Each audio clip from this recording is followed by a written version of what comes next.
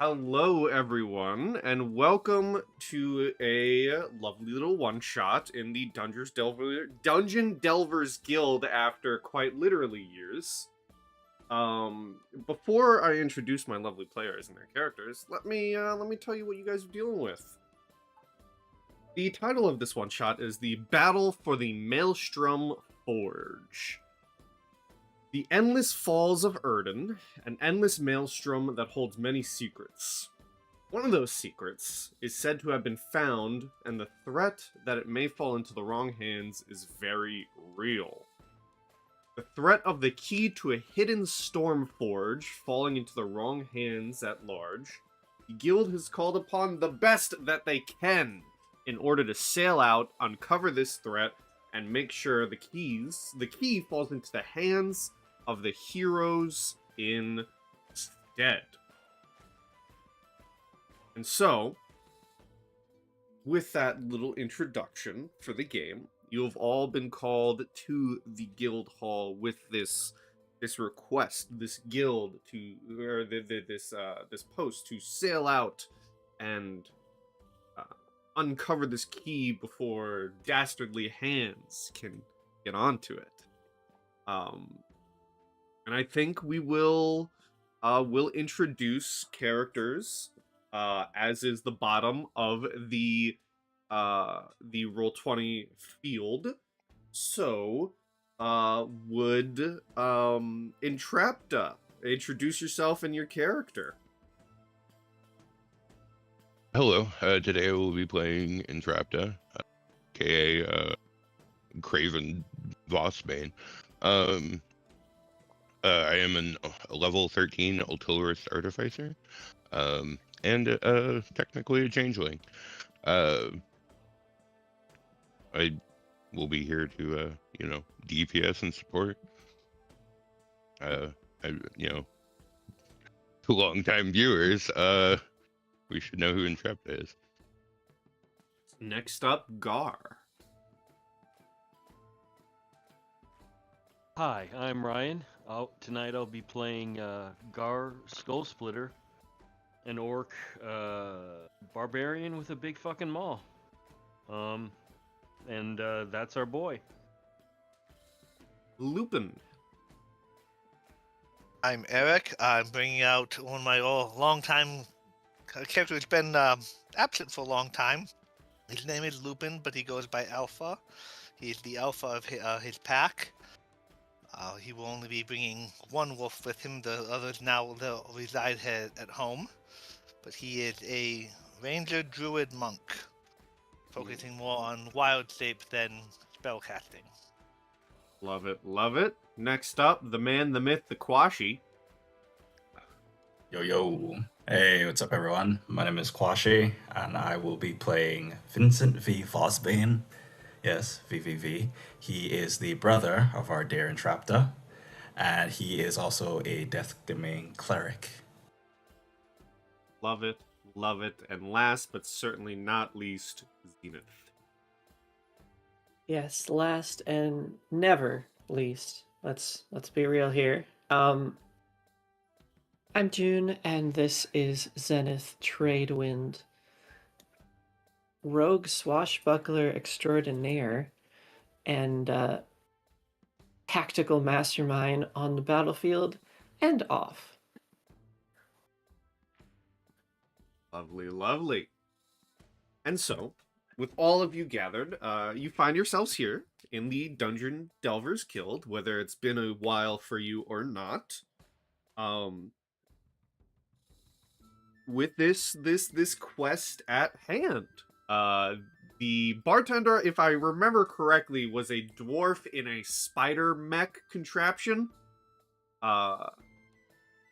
Who is there But he lost his legs and something. Yeah, he lost his legs in okay. Nam. It was Nam. Come on, man, you really just forgot Rusty's whole backstory. I know, I'm sorry. He lost his Oh. legs in Nam, and he's in a spider mech.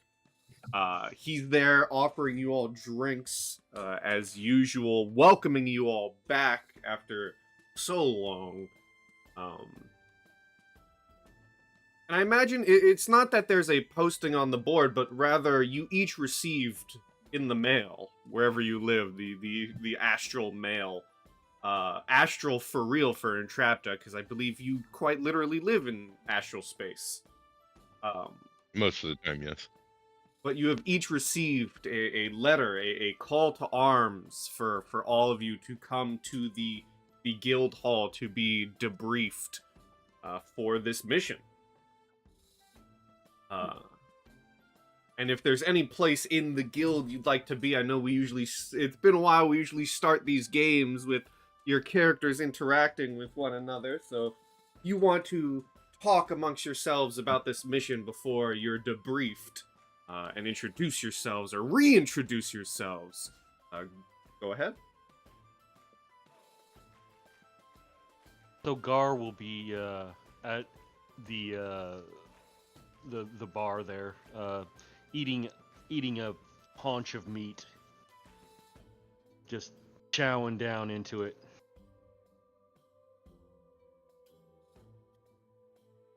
Lupin would have traveled with the pack to the edge of town, but it's been a while since he's been. He lives in an animal sanctuary to the east of the town. But it's been a while since he's been here, so he would have probably left the pack in the outskirts of the town and returned to human form and come into the bar by himself. And probably get some kind of wine from Rusty, stepping up to the bar. I imagine Sure, go ahead. Entrapta materializes into the guild hall from the astral plane, like she oftentimes does every 30 days to check her mail. Sees that she actually has something to be doing, and starts heading down to the bar. Okay. I was about to ask, we've been playing this whole cat and mouse with like Vincent and Entrapta. I don't think they've met in like years, have they? They, to my knowledge, they've always been like, it's been close a couple of times, but they're always in different disguises, or like Vincent changes bodies pretty often. So. And I don't think Vincent would be like know about like the Entrapta form as his actual brother/sister. I don't think so, right? Right. Okay.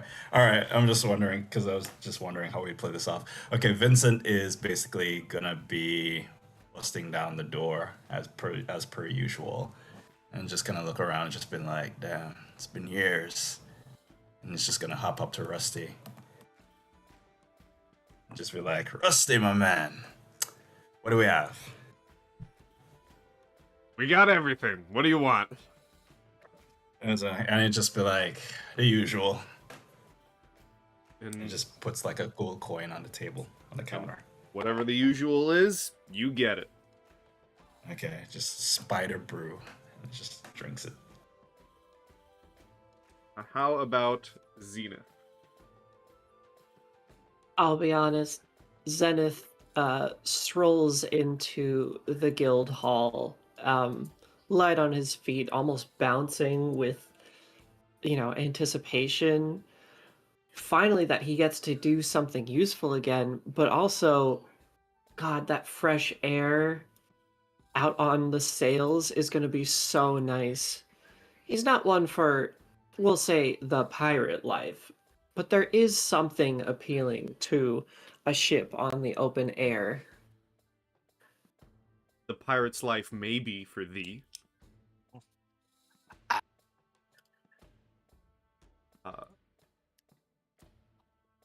Do you step to the bar with the rest of these figures at it as well? You see the Rusty serving everyone their various drinks. Lupin, you are served your wine. Vincent, your drink. Garr, the food just keeps coming. Yep. Something light. I will reach over Garr, who is sitting there with his slabs of meat, and hey Rusty, could I get something light to drink? Garr makes room. Alcoholic, or you want a cup of water? I'll keep the alcohol in. I'll Some- say I'm not one that thing. much of a prude. One thing about the city is it's much stronger, much more flavorful wine than what we brew from vine at home. It's been many years. I hope you are well, Rusty. As you're being served your drink, Zenith, something light, he does, turn to Lupin and says, I've been well, business has been slow, but when all of you save the world one time after another, there's not much to do for adventurers. Then it is time. Our notice lack of work, he says in between chewing. There are seasons of destruction and seasons of growth. When the world has been saved, it is time for us to build and grow the society instead of battle the forces of evil. The animal sanctuary thrives. Any species and coexist in peace. As much as you can find in nature. That is wonderful to hear. I think Entrapta would come in, would float over to the bar, go to order an apple juice, and then would start chastising Rusty when she notices that like the wine of unfucking lubricated joints and she's just like, why, you've had my PO box forever. You could literally just put in a request at any time just for an upgrade or for anything. Like, why do you just keep on grinding along? As she starts casting mending on his freaking old freaking rusty freaking frame. I like the old rust bucket. It served me well, and I haven't wanted to bother you. You live so far away. The distance is just in your mind, she chuckles. Could he still be called Rusty if he did not have rust? Sometimes the spirit of a thing is more important than its form.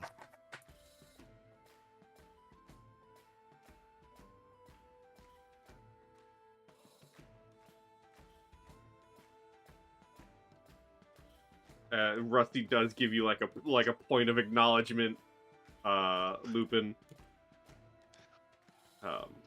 and looks to the group at the bar and says, "So, all you powerful adventurers, I heard something was happening. Care to let the old barkeep in on what's happening? What's going on?" He pulls out a letter. This was delivered by Owl. He'll take it. After Lupin's all business, no show, pulling out the letter, Zenith will just slam a hand on the table. We're going on the high seas. Great adventure. So I see. Sure, that'll be good for you.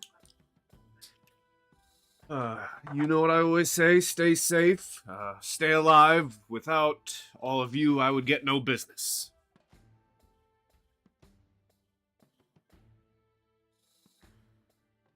You, all of you need any other drinks, any other goods before I send you to the back? Is that where our... Garr full now, no more meat. I would love some potions, please, before we head out.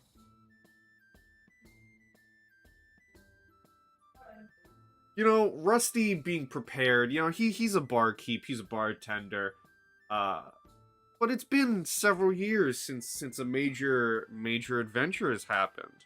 And rather than letting his adventurers, go about the city and try and haggle with, shopkeeps, he's been saving this for a rainy day. He'll pull out a little crate from behind the bar that has several potion bottles clinking within it. And I'll say, blows away the cobwebs, takes out a little feather duster, gets rid of some of the dust. I'll roll some dice here. I'll say, there will be 4 regular healing potions. And I'll roll 2d6 here. No, I'll roll 1d6.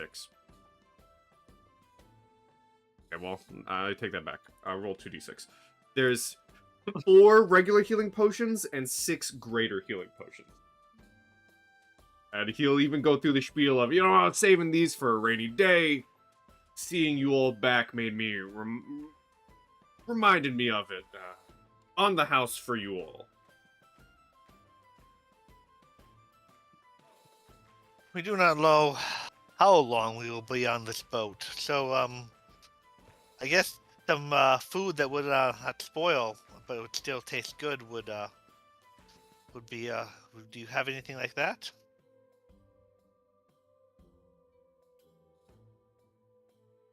Oh, I got plenty. You want? I got some dried meats. I got some other, jerkies. I got plenty of goods, and he will also begin pulling out some food and like canteens of drinks for all of you as well.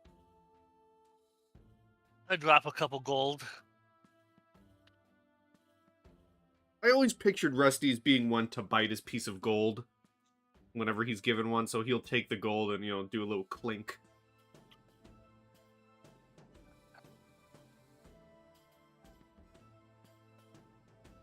Thank you, Rusty.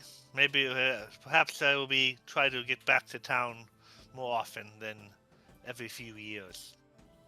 Well, I would love to hear your stories, and he kind of gestures to all of you. So, do visit often if you can. We're only a few days to the east, if you wish to come out to the sanctuary. Someone's got to run this place. Maybe I'll take a vacation one day.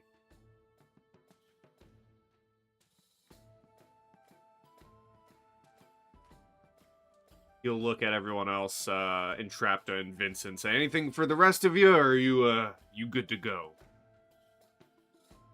Well,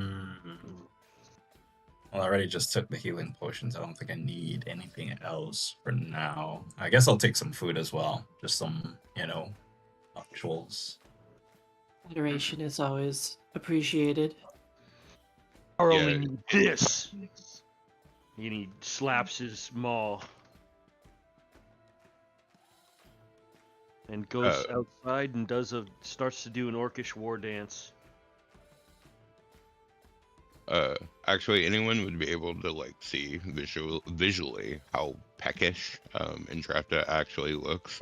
And she has a menu, and she is ordering the biggest plate on the menu. Her eyes are clearly bigger than her stomach at the moment. And the chefs do work up the food. You get a giant plate of, bacon, eggs, various meats and vegetables. Oh my god, it's a big breakfast. It's the She big tips breakfast. them. She tips them 5 platinum. The platinum is tipped, and as Rusty is divvying out the platinum, he holds up a piece towards Lupin and says, "Well, you know what? That vacation might have just come a lot sooner, my friend."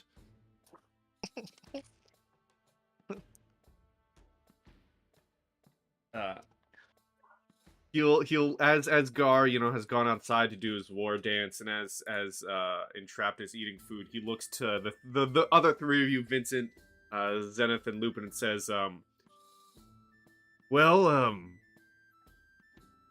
one of you might want to go get the big man. Your meeting's in the back. And points to the back, the door that leads to the back room.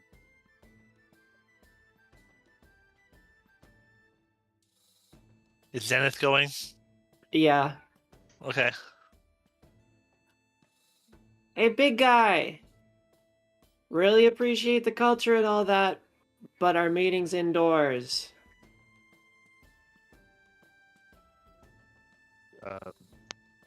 Garr looks a bit sheepish and comes inside, following Zenith. I'll wrap my arm around your shoulder, just like, there you go, bud. Garr think Garr mess up. Nah, Gar's just doing what Garr likes. Yes, it's tradition. Garr, here, go right away. I wouldn't worry about it. And I'll head off into the back room. And I'll follow, and Garr doesn't worry about it. No roll required.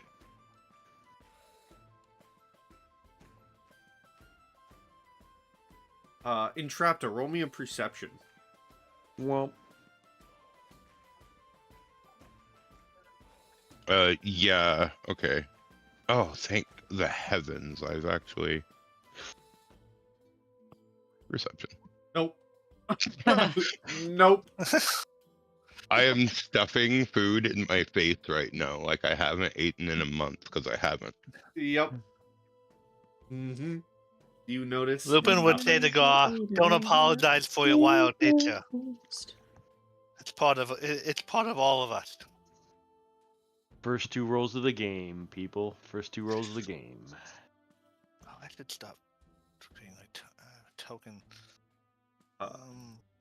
As you all finish your food and eventually all head towards the back room, normally you would be met with the guildmaster.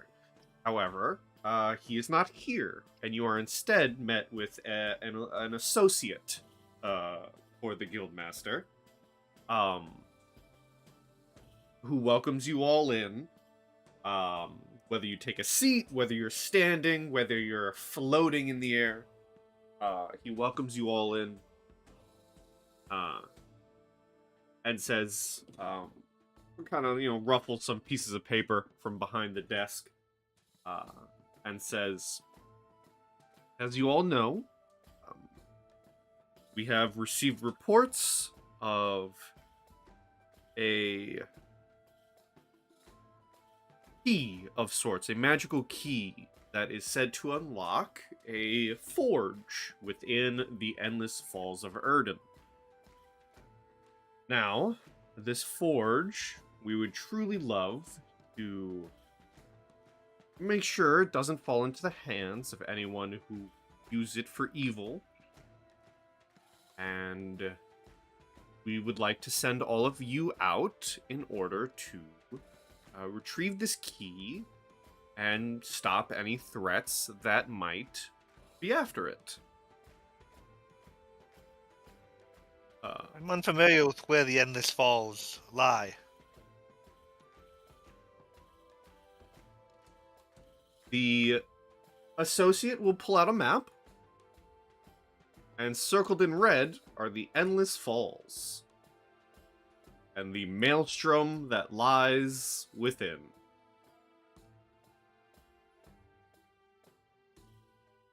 Consider the key reclaimed.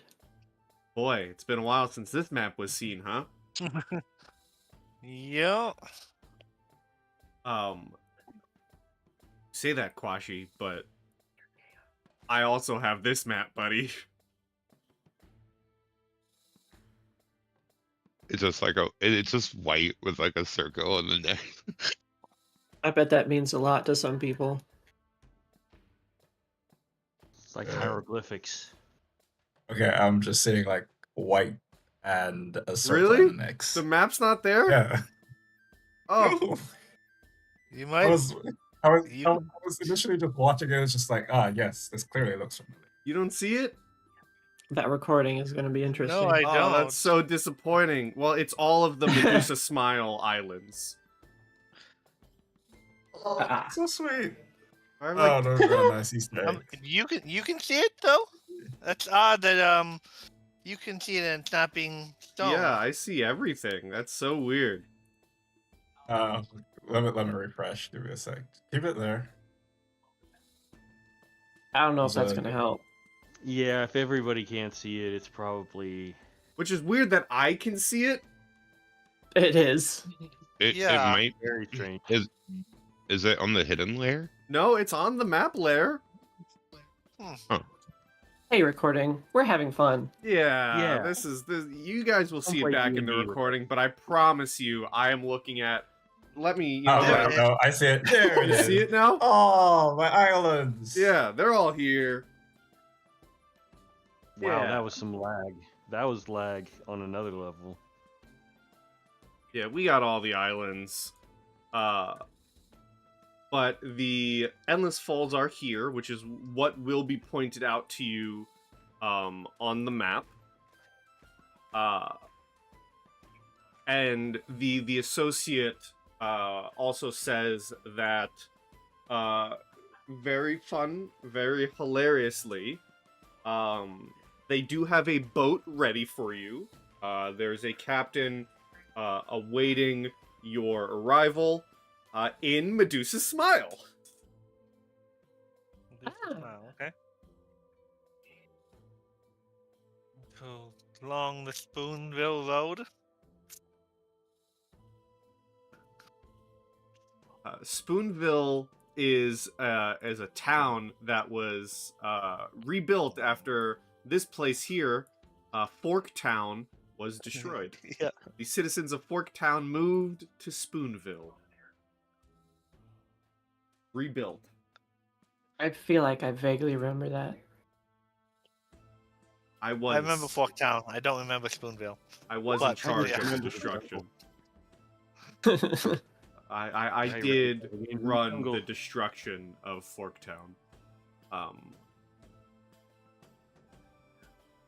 But yes, I forget if there was a teleportation circle within the guild hall to Medusa's Smile. Might as well be. Why the hell not? I remember some kind of teleportation circle behind the guild hall, but I don't know if it ever connected down to your town of Medusa's Smile. There might have been something. We'll hand wave it and say it's been years. I'm sure a teleportation circle was established. if there are enough missions in that area, I'm sure Taco would be happy to, set that up for Yeah. his employees. Something was set up that will allow you all to teleport directly to Medusa's Smile.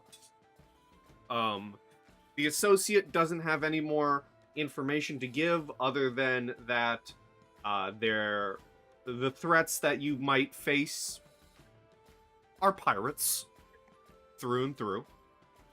And just simply be careful and make sure you secure the key for the side of good. The captain's name of who we are to look for? The captain's name for who you are to look for, because there's no D&D in the guild without some silliness. His name, he is an elf named Captain. Captain, my captain. Mm-hmm. Very well. Well, Actually, it's Captain my captain. Full name. That's his first name. Last name Ahab. Actually, a sergeant. Mm-hmm. No, I'm just kidding. Yeah, No, now he I is. will be. Oh, okay. Sergeant, captain. I forgot the rest. Well, his name is Sergeant. His rank is captain. Yeah. He's a double captain. I should send the rest of the pack home, except for I'll take they wait at the edge of the town. I will be back in a few minutes. But he'll go out, send the rest of the pack back to the animal sanctuary, and then just take the one wolf with him as a partner before returning to the teleportation circle. All right. And if there's nothing else from anyone, you all join each other on the teleportation circle,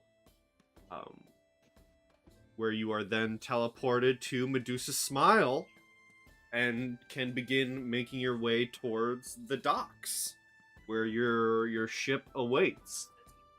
Well,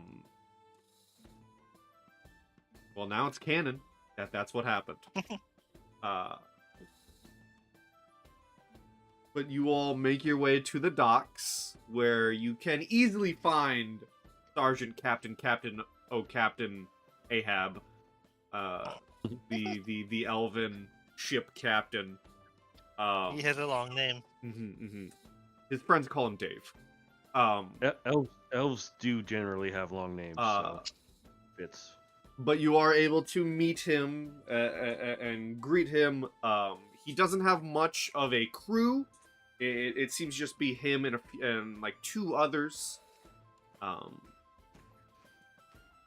they welcome you aboard and tell you that they'll be your guide towards the Endless Falls and the surrounding areas.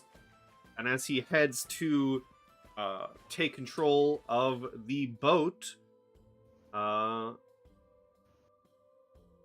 he bids you all and tells you all to buckle up for quite the journey. What a buckle! I have no sailing experience, but I will. If we can make ourselves useful on this journey, Sounds like something. I'm willing to contribute. Buckle. I remember now. Garr remember now. There's not much I'll need from all of you, but I wouldn't mind some extra eyes. We are sailing into pirate waters. I'll be keeping my eye out anyway. Or not have any more eyes than the ones in his head. Only can provide those.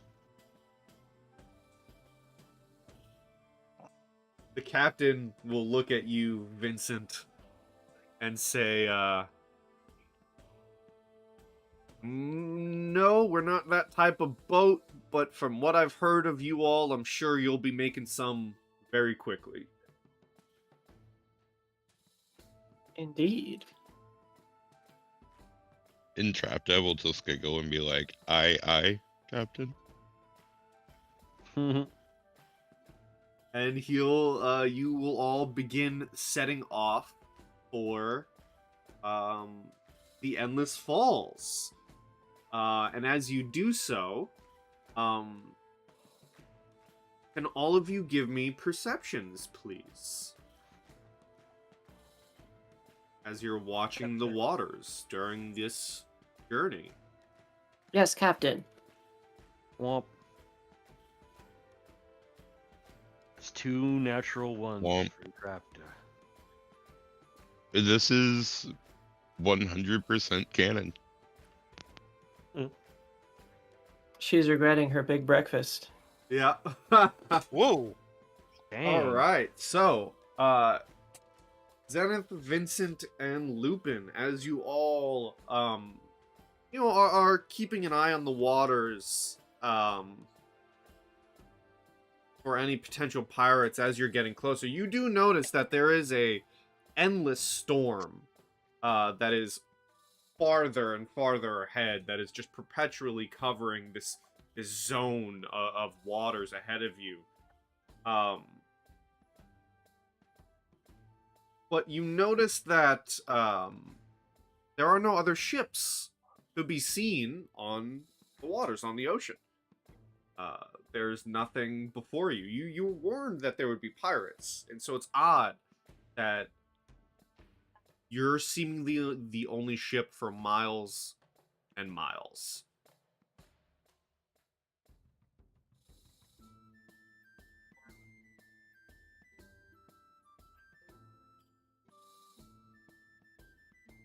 Do with that what you will, if you say anything to the others about it or whatnot. Yeah, probably. I mean, not many would probably be willingly sail close to a storm, but Medusa's Smile is a major port. That would be, you'd think there would be more ships close to the beginning of our journey. Hey, Cap. Is this outside of usual trade routes? The captain will turn and address you and say, "Oh, did your guild people not tell you?" Tell us what. They may have. You shouldn't be looking forward. You should be looking up. And as he says that, he pulls a lever, and 4 giant balloons unleash from the side of the ship, and you begin going into the sky. No way, this is even better. Zenith is Final like Fantasy eating it. bouncing on his toes, like across the board. And slowly but surely, you are all brought into the clouds above Erden, into the sky on a skyship. Is this a bad time to mention I can turn into swimming forms but not flying forms? Everyone You'll- just points you'll and be laughs. No,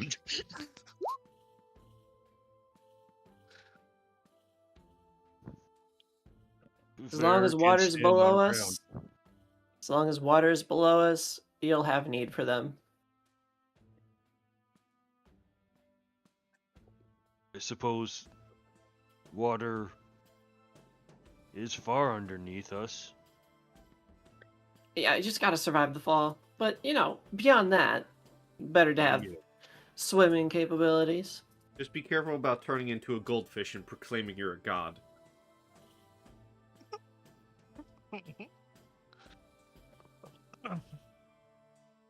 As you Do you have all... experience with that? Always sound advice. that sounds like something you would do to the Xanathar. As you all fly high into the clouds, and further and closer towards the Endless Falls, I'll say this: with continuing with your 26, Lupin, as you're now paying attention to the skies and, you know, just maybe looking down towards the water, you know, gauging how bad of a fall it might be. Not far into your journey, eventually, approaching from the side of your own ship is another sky ship that you see. And as it comes close, side by side with your own, you see a human on the other side, on the deck of the ship, who, yeah, and you're not in the Maelstrom yet. You're not in the Endless Falls, but you're getting close. You see a human on this other ship who shouts to you all,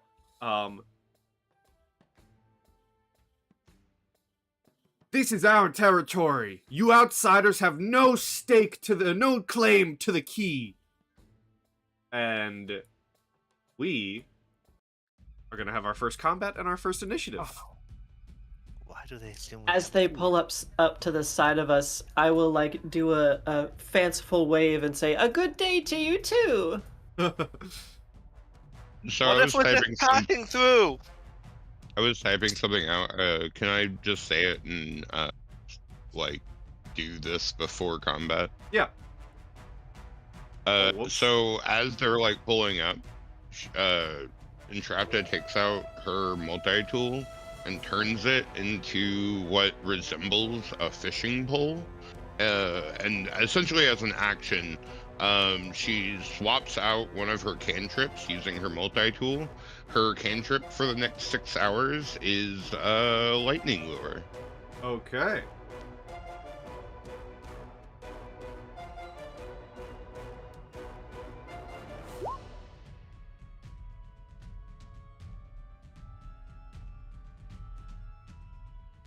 Oh.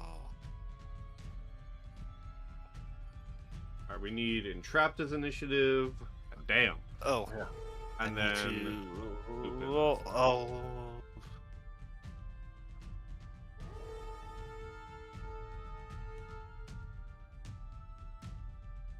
Initiative is +2. Okay. So, 16 AC, or 16 AC, 16 initiative. yeah.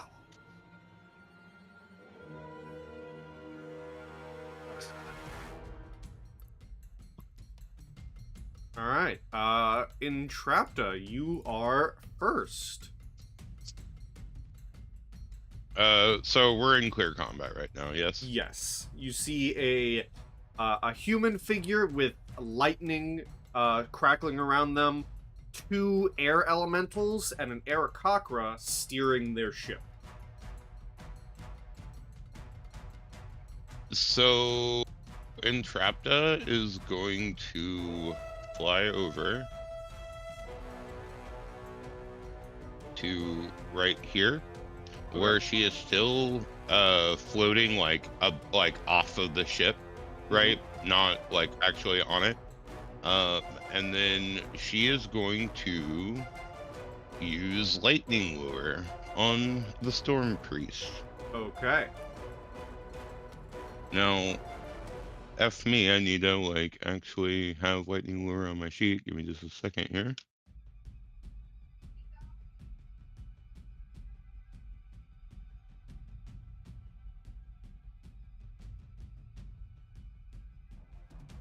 Well, damn. All right. Spells. I should have had this already. I'm sorry. You're all good. We're just chilling. Talking about Aarakocra zombies. Lying Aarakocra zombies. I mean, Hey, my opinion is... So while I'm looking for lightning lure, I know lightning lure. So I'm gonna need her to make or them, I should say, to make a strength save. They need to beat, I think, 19. Let me double check what my AC is. It might actually be like 20 something.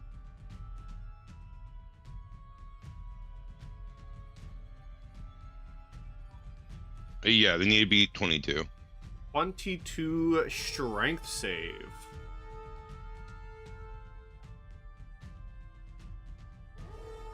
Okay. That's an 11.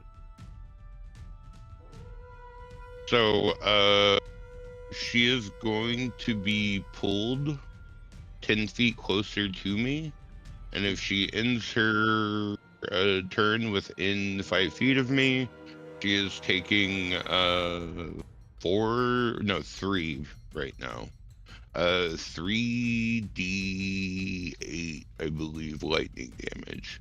Okay, you pull it to the edge of the ship and deal 3d8 lightning.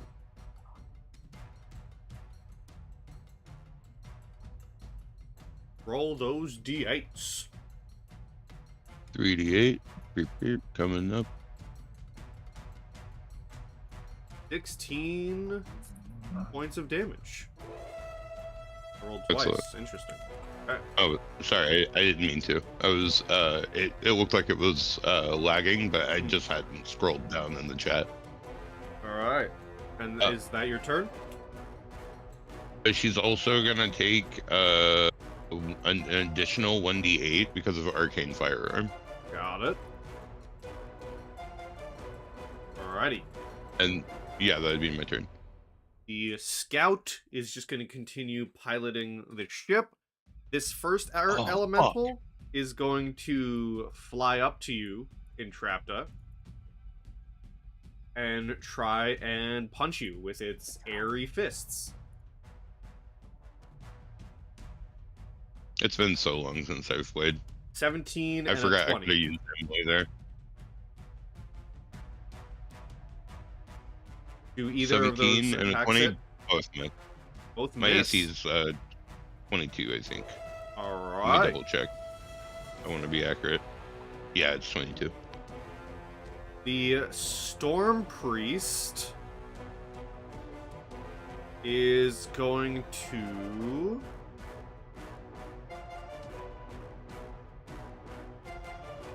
Let's see here.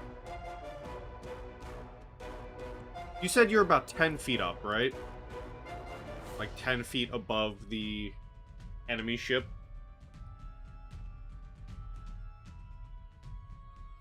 Raptor? No, sorry, I double muted and unmuted and then remuted. No, I'm like eye level at the Okay, moment. you're eye level, so you're in melee range for the priest. Yes. So they do have this warhammer that they are going to try to attack you with. And they are going to swing it one-handed. For a miss. That is their turn. Garr. So, I think Gar's gonna toss a javelin at the air elemental. Which one? The one right next to Entrapta. Okay. Here goes. That will hit. 2 of them. Both will hit. All right. So there's that one, and then there's that one. So that's 20 damage. Are you raging? You didn't say you were raging. Oh, okay. Yeah. I can rage. I forgot to rage. I will allow that for now. Okay. Yeah. I won't do it again. Okay. The attacks don't do as much as you would hope, but they do deal some damage. Yep. Cool. Anything else? That's my go. Alrighty. Vincent. Okay, it's a bit quieter now. So 1, 2, 3, 4, 5, 6. Okay, can't get to him. Wait, can I? Hold on.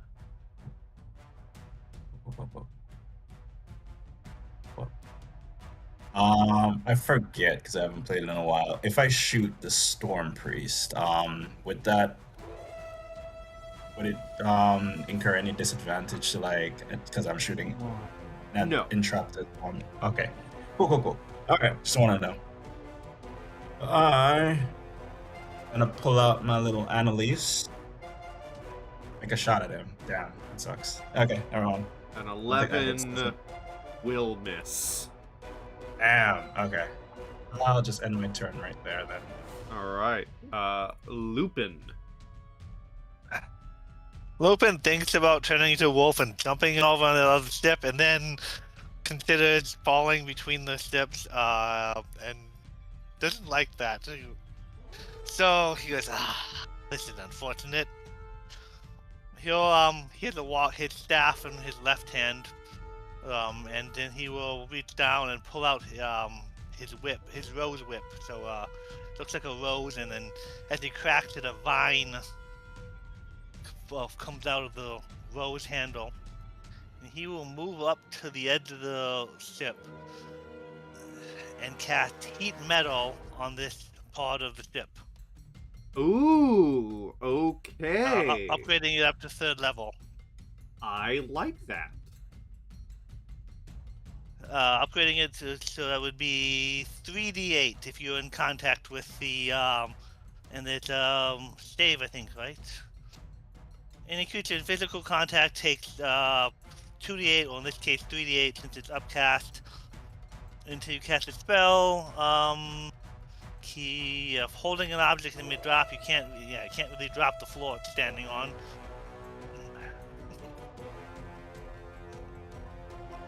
Hotfoot. You want me to roll the 3d8, or do you want to? Yeah, I mean, I think the damage will happen when it gets back to his turn, right? Because he's gonna be standing on it. Yes, I think that would be, probably be on his turn, yeah. So when it gets back to the Aarakocra's turn, you can roll the 3d8, but he is definitely playing Hotfoot right now and is jumping between feet. That would be, that's, I'm not transforming, so I don't really have a bonus action. Alrighty. Zenith. Yeah. Okay. Welcome to the sky so fight. almost, like finishing up some runners stretches. As a bonus action, I'm gonna tap my heels together to activate a minute of my Wraps of Speed. Ooh. Yep, I opted for Wraps of Speed over Boots of Speed. Okay. So that's my bonus action. And I am going to absolutely bolt and jump the limited distance across to the other side. Give me an athletics or acrobatics. You can make that jump just to see how cool it looks. Oh, for sure. Yeah, it's cool. Oh, it's cool, alright. And basically skid in front of this air elemental. And I'm gonna say, hey man, you're supposed to be a free spirit. You don't want to be working for these dudes. And I will speak it in Orin. Wow. Wow. That's amazing. Okay. So your persuasion versus its wisdom. Here we go. Let's hope it's not something like a 2. You got a 12. There we go. 17. You got a 17. Hey, buddy. You just go full hippie, like, hey, man. You should be free. We're free spirits. Exactly. Why are you working for these guys? So if you succeed on the check and the creature is hostile to you, which it is, it has disadvantage on attack rolls against targets other than you, and can't make an opportunity attacks against targets other than you. This lasts until one of your companions attacks it, or affects it with a spell, or until you're 60 feet apart. Okay. I just got my hands up and all that, trying to appease this air elemental. Uh-huh. Okay, so it is, you are trying to appease it. It still doesn't like you. And if that's your turn, Yep, that's all 3 actions.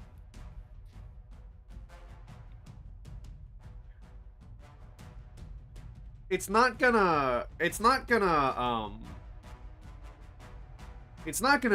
swing at you with its airy fists. It appreciates the attempt. You know, back in Orin, you know what? We're gonna have some fun. Back in Orin, it does respond to you. You know, like a, hey man, I appreciate the effort, but I still gotta kill you. It'd be a shame if you did. And it's going to move into your square to engulf you. All right. And give me a strength saving throw as it tries to rip you into its whirlwind. Sure. 6. Okay. So you're gonna take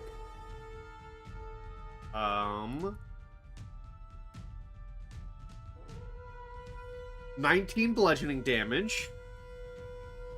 Mm-hmm. And can you... I want you to roll this. You'll have to do the /R for it, but roll me a d5.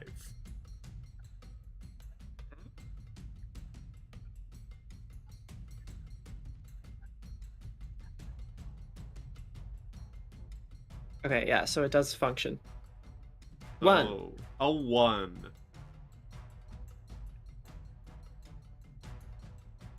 Oh, that's not what I want. I'm gonna have to move that back a little bit, or I can just put this on the map layer. That's fine. 1, 2, 3, 4, 5, 6, 5, 10, 15. You get flung 20 feet back. Alright. And then, so that was 5 feet of movement for the air elemental. The air elemental is then going to fly up a little bit and over everyone and go to the other ship.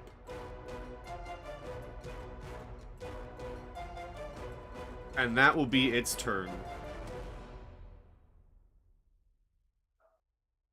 Entrapta. Entrapta will incur an attack of opportunity and go back 10 feet. Alright, they are going to try and smack you with their Warhammer for a 13. That misses. She will lightning lure, same target. Okay. Send them off the ship. 14. Yeah, they're right here now. I'm gonna do, because I'm gonna do a deck save real quick. I'm That's gonna lovely. give them, they need a 13, no, I'm gonna call it 15. They need a 15 or higher. Nope. They go falling to oblivion. With They get a- electrocuted, and then they're falling. They try to grab to the edge of the wing, they miss, and they are gone.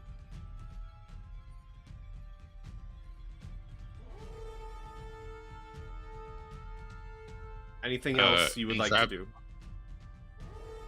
Entrapta would like to move. Oh man, this is gonna suck. Entrapta would like to move. She will fly over here. Alright, the air elemental's So- gonna try punching you. Yeah, 19. that misses. What kind of armor is the Air Crocker wearing? Can I like do like a? Let me actually look at the image here. They're wearing, technically for the character sheet, for the enemy sheet, I will say it doesn't say they're wearing armor, but the image, they're wearing leather. Okay, so like that Mechanically, changes the tactic. mechanically, no armor. Image-wise, leather armor. So Entrapta's gonna fly over there. She's used her main action this turn.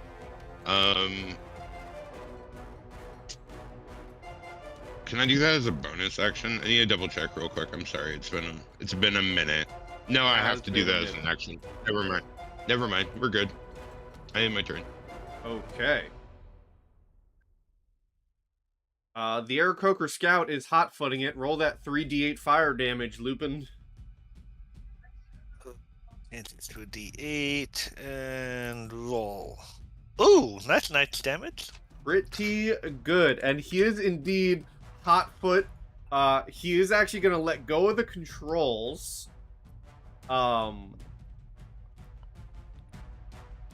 And he is going to fly upwards about 20 feet to not be burning his tootsies anymore. And he's gonna look towards you, Lupin, and throw a javelin at disadvantage. Because he is not in range. Okay. Can I make an argument? Sure. He can fly. He currently hears his friend screaming and falling. Is he going to ignore that? That's a good point.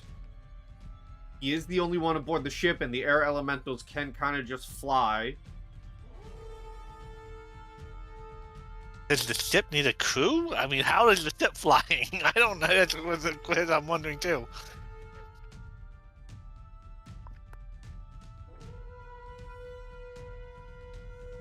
You know what? You're right. He is going to fly to the side, so 5, 10, 15, 20. And then begin flying off the side of the ship to try and catch his leader, essentially. So he's not Yeah, I that was far wondering who the down. captain was. But he is moving off the ship. You know what? He will spend his action to dash downwards too. So he goes 50 feet down to try and catch the Storm Priest.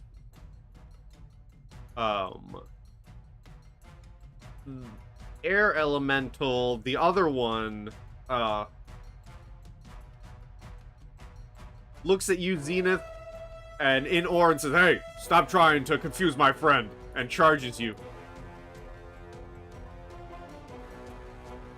And is going to try and slam for an 11 and a 19.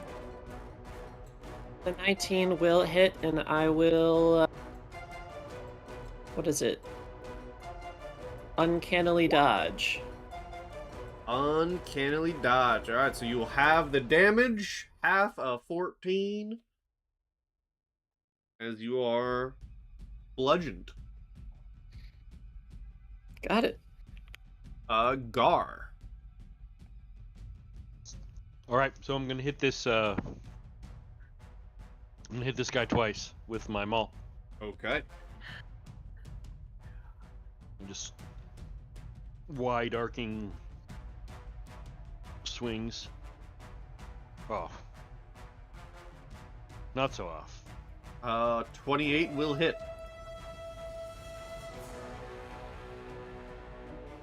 Right. Wow.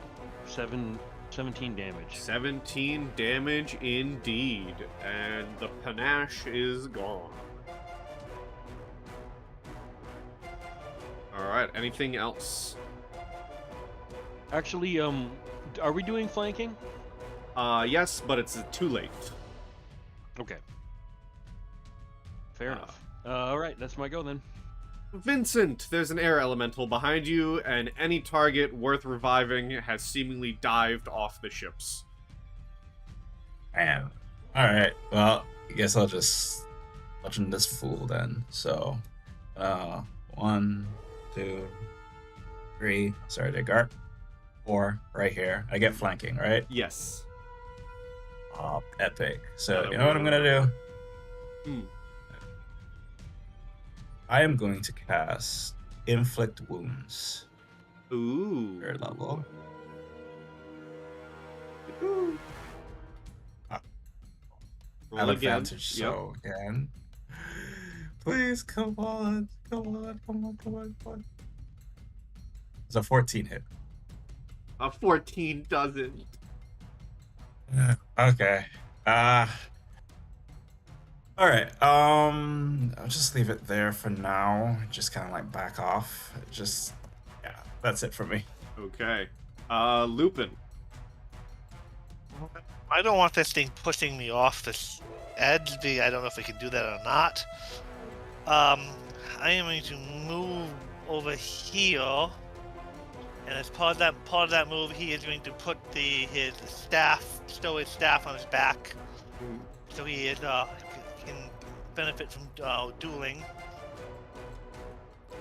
And he will take the whip to try to whip the air elemental. Okay. 1d20 plus 7, a plus 2 whip. That will hit. Okay. Now I don't know if poison damage is going to affect this thing. But I will do the slashing damage first. So 1d8 plus 4 slashing damage. And this then is it does a 2d6 magical poison whip, right? Yeah, it's plus Okay. 2 whip. And I don't know if the poison damage is going to even affect an air elemental. You can still roll it. 2 poison damage oh, that's very weak poison. The poison does not seem to do anything. But the slashing does. And I will maintain concentration on heat metal for now, but and yell at the captains like, they've abandoned the ship. What should we do? He'll shout back, deal with the elementals and let it crash. I'm sure there's more to come.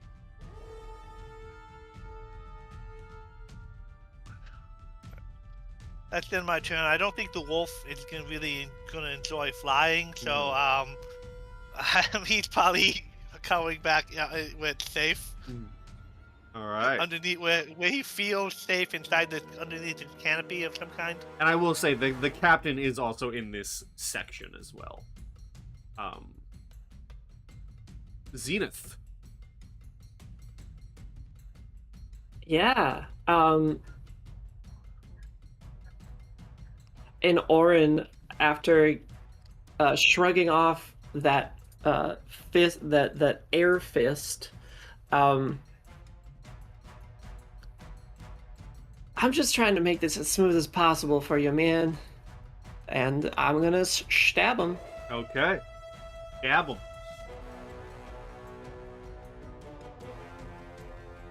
Will a 21 hit? 21 will hit. So that's 29 damage from that. 29 damage. It is, because it's +1, it is magical, but it is piercing. So, and then I'm just gonna rush back over. Okay. And you're a high-level swashbuckler, so I believe you do not trigger attacks of opportunity. Indeed. Yes. And getting into the vision of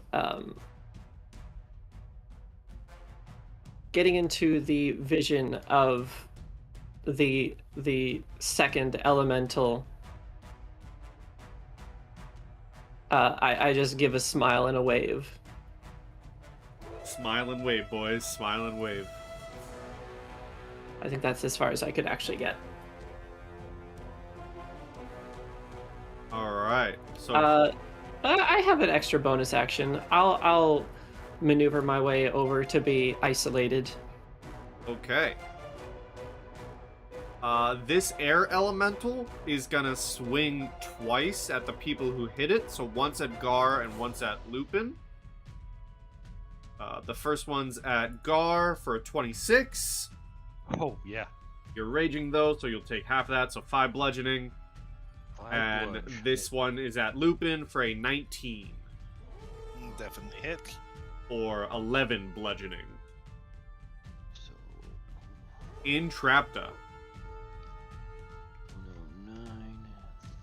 Entrapta is gonna fly over to where she's like hovering over the helm, and she's going to kick like one of the knobs on the like steering wheel to like make it like rapidly turn fucking like right. Hold on, I can do this. Hold on.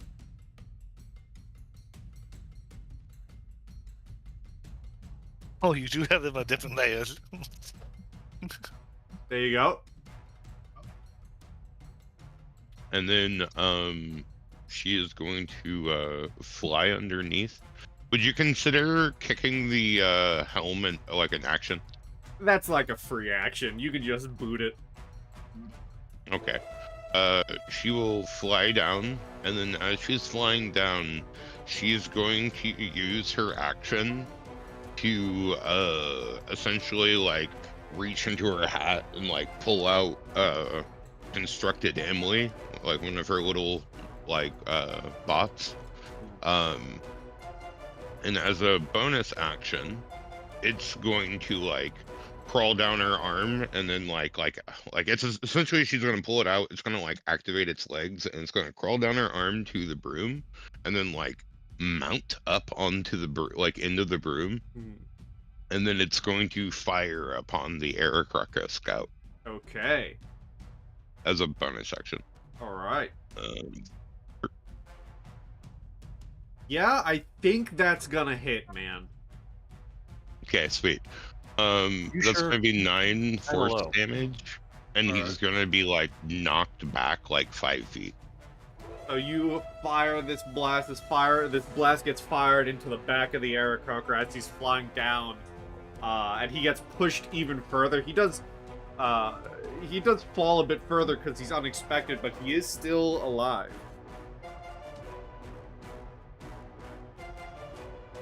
Indeed, she is going to begin chase.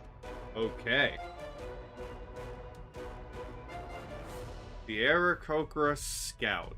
He has decisions to make.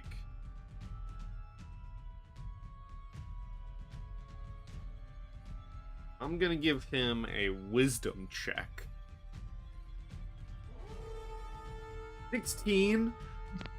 You see after the blast that strikes him, he looks back down towards his leader, essentially, who commands him, falling to their doom, and looks back towards you, and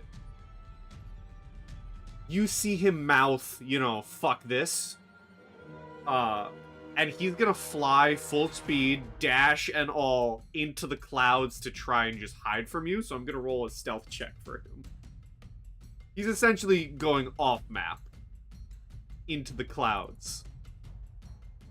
I'll roll his stealth. 21 stealth, so when it gets back to you, if you want to keep the chase, you have to beat a 21 with your perception.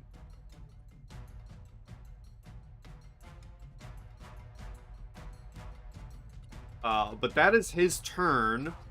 This other air elemental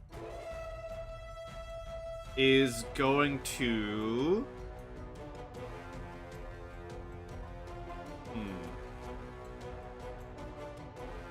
Yeah, it's gonna fly into the ship, and it's gonna try and hit Garr twice.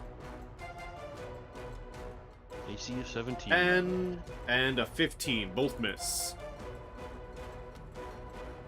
Definitely ducking, dodging. And Garr, it is your turn.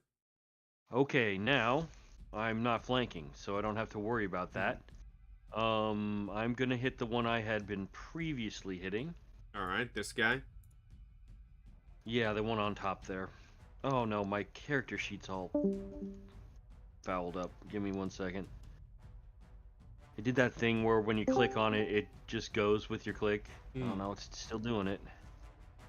Dagnabbit. If it, like, disappeared into a tiny form, just double-click the name and it'll come back. Yeah, no, that's not what it is. Okay, let me just see here. So, you said I'm making attacks. I can't get to that from here because it's all weird. Maybe try clicking off it again. Okay, I cannot use my refresh. Yep, that's the idea.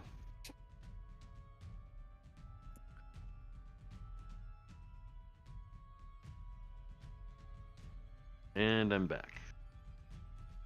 Ah, there we go. Back to what it do.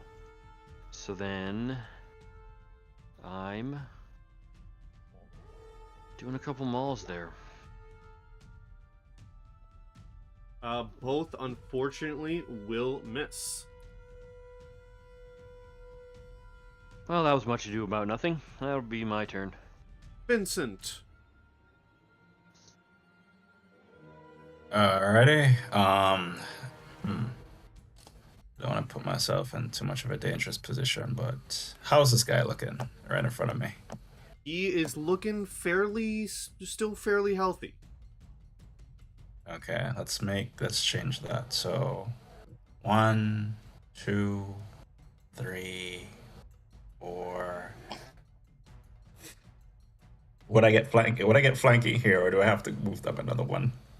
I'll give it, just that you're on the edge of the ship. Yeah, I know. So I'm hoping that this works. Okay, so inflict wounds again.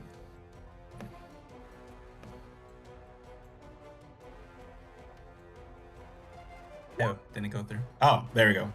That hits, I'm assuming, right? Yes, that does hit. Okay. Okay, and because I fucking hate this thing, and I'm pretty sure that's not gonna. Is it? Does that kill it, or do I have to? It will not kill it. Okay. But before we do that, boom. So I'm gonna basically expend the Channel Divinity to do Touch of Death. Mm-hmm.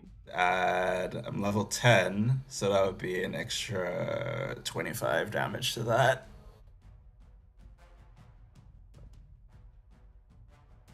Okay. Yeah, 5 plus twice your cleric level. So 25 indeed. It is almost dead. It is withering away, and it is hurting. Alright. For now, I'm just gonna I moved 5, so 6, like right here. And that'll be the end of my turn. Okay. Lupin. Okay, I'm going to move away from this thing, even though it might provoke an attack of opportunity. Okay, so I'm 15 feet away from it, just in range of my whip. It will try smacking you for a 13. That will luckily miss. Okay, as a bonus action, we will Hunter's Mark this thing. Alrighty. And then we will attempt to whip it twice. Whip it good. Alright, first attack. Ooh! Yeah. That's... Do you want to save your second attack? You might just kill it. Yeah, let's see about that. So change that to a D8. So that is 5 slashing plus the Hunter's Mark is 8 slashing, and the poison's not going to hurt it. You swing your whip at this air elemental, and it dissipates. I was going to attack it again, but unfortunately I moved too far away to attack the other one. I will have to move close. Ooh. Because I'm out. I moved just... yeah. I have to move it back in 15 feet range again. So I don't think... I've used my bonus action, so I can't... I have to move Hunter's Mark next round. Favorite foe. I forget what kind of action favorite foe uses. Does it use an action?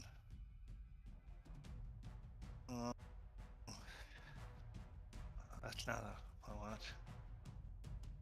I want. Favorite foe. When you hit a creature in attack roll, you can mark it with. It doesn't seem to take an action, but it's dead, so I guess I can't use. I'll have to wait. Use favorite foe next time I hit. So I'm done. Alrighty. Don't you have 2 attacks? What was that? Don't you have 2 attacks? I thought you said you had 2 attacks. Yeah, but I killed it. So. Oh, okay. So, all right. I moved it to the whip hit a 15-foot range. I moved it 15 feet away to, but then I'm out of range of the other one, so I'll have to. Fair. Just wondering. Just. All right. Then I should have moved just a little bit away where I could still hit both of them. But well. hindsight's 20/20. Zenith, you are up.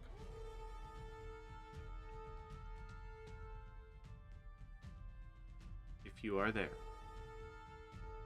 I am going to sprint onto the railing behind the elemental and call out, "Last chance!"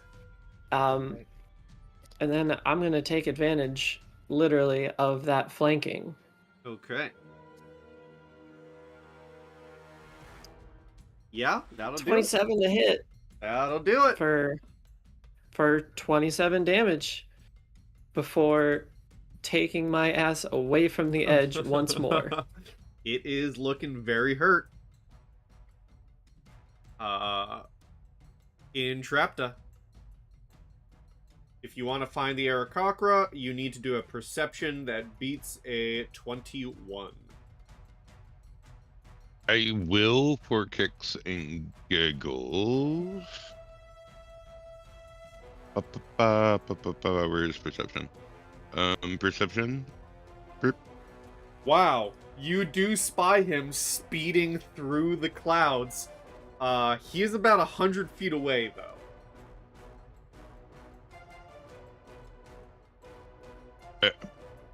So Entrapta is essentially gonna like spot through the cloud where this guy's at, like essentially like fake the like the finger gun towards him, and then fly back up to the ship. You see a very brief moment of panic in his eyes as you finger guns. So she's gonna fly back up to the ship. She's going to take a look over at this direction, and seeing that there is only one like air elemental left, and the crew of this ship has essentially abandoned it. She is going to make the call that her party essentially has this taken care of. And she is going to fly back over here and try and take control over this airship. Okay. Very interesting. I'll turn off the heat next round. Well, I think it goes away anyways if you'd go to Hunter's Mark. Oh yeah, you're right. It does, because that's a concentration. Forgot about that. So, if you want to take control of the out-of-control airship, I might have to ask to like get control of the wheel. I might have to ask just for a straight strength check, unless you have something better that you could convince me of. Sure, strength, straight strength. Fuck. Okay. I'm gonna flash a genius that. That's a +7 to that. Okay. You are able to take control of the wheel and stabilize the careening airship. I do not have air vehicle proficiency, sadly enough, on this character. I can craft them, but you are able to get control of the ship, and I imagine that's your turn, getting control of the ship. indeed. All right. The air elemental.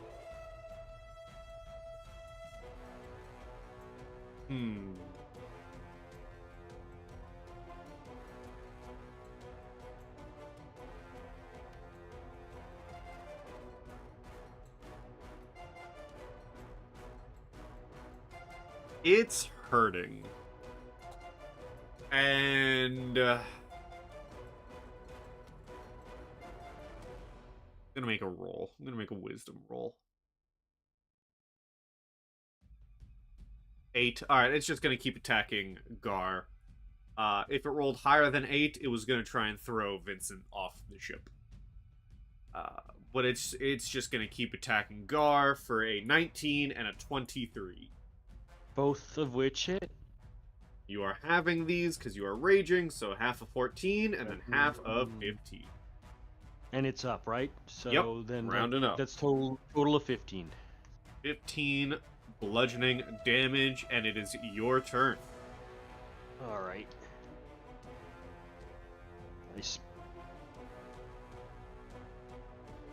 spit into the wind, and I attack again.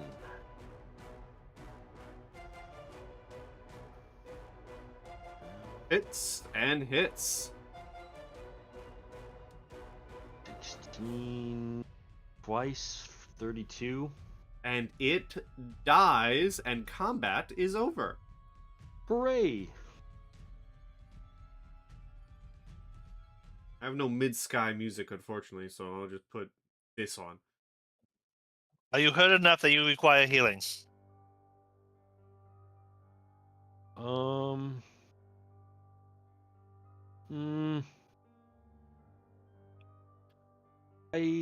am not really all that hurt.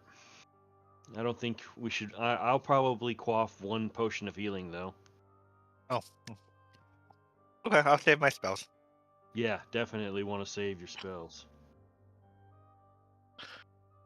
Imagine by this point is when like other airship comes pulling up through the clouds and like realigns up. Yeah. And all of you see Entrapta at the wheel of the other airship as it pulls up right next to you. All right. So potions of healing, 2d4 plus 4. Is that right? Does that mean we need to call you Captain now, Entrapta? She laughs and says hardly, and like screams over to Zenith. Didn't you wish to sail? Indeed. And I will happily accept the invite onto our secondary ship. Our primary ship. Demoting our primary to secondary. Obviously.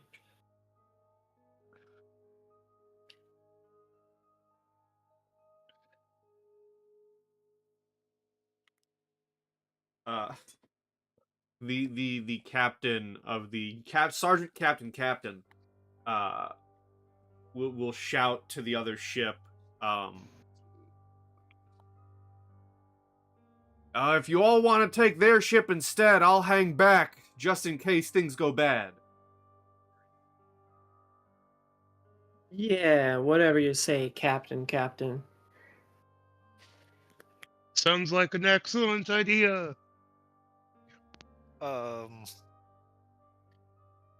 don't know. Are you better at flying that than he is? Are you It's kind of his job.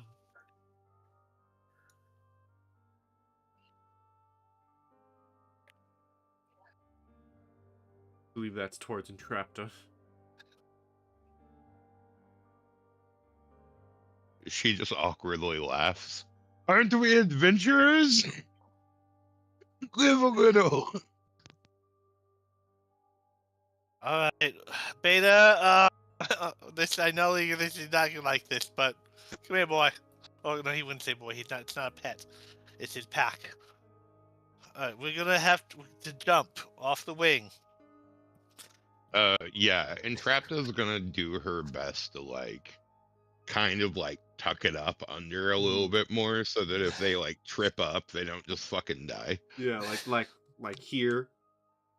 Yeah. Putting your hand underneath the counter. And you Yes. and you guys can make it to the other ship. Is Garr jumping over, or are you staying on the main ship? Well, I mean, I suppose, I don't know. I think everybody else is going over there. We should have somebody over here. Maybe. I don't know. Unless Captain is fully pulling back on that skyship, I don't mind us being on 2 separate ships. You do see he does begin to fall behind your own ship a little bit.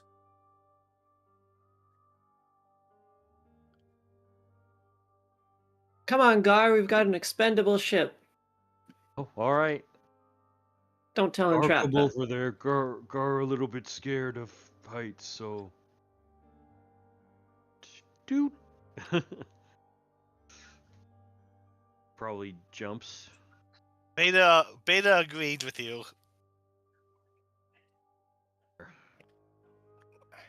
Right. As you all leap to the other ship and begin heading into the eye of the storm, the Maelstrom.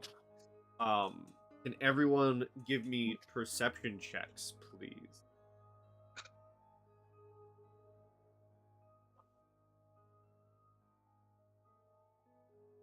Oh my god, I accidentally copied the boat. Now we have 3 ships. We're unstoppable. Hey, a lot of nat ones have been rolled this game. Yeah, for real.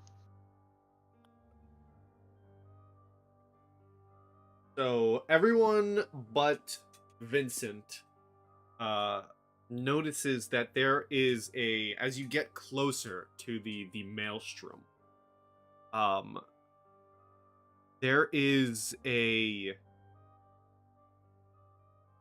fleet of skyships within the air, within the sky, with one of them in particular currently docked at what appears to be a floating island that catches all of your attention. The ship seems to be a bit bigger and badder than the other ships.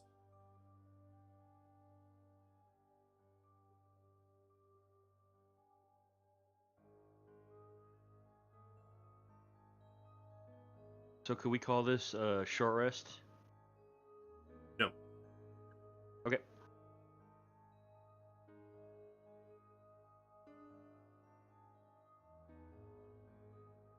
What would you all like to do? A regular healing potion is the D8, right? 2d4. Oh, 2d4. Okay. Plus 2.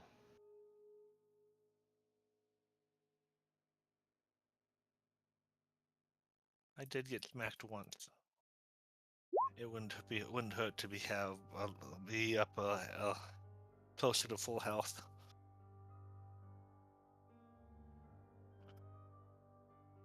Well, Well, it depends if they're friend or foe. I can't imagine they'll be very friendly, but depends for me on whether they have the key already or not. They do seem to match the same design as the ship you have commandeered.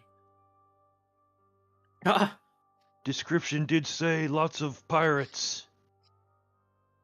well, we could do a bit of a scouting joke if you want, or fucking scouting job if you want. Sorry, I multitasking it too well. Not joke. We've got our cover right here, gesturing to the entire ship. Indeed, Entrapta would nod. We are flying their colors.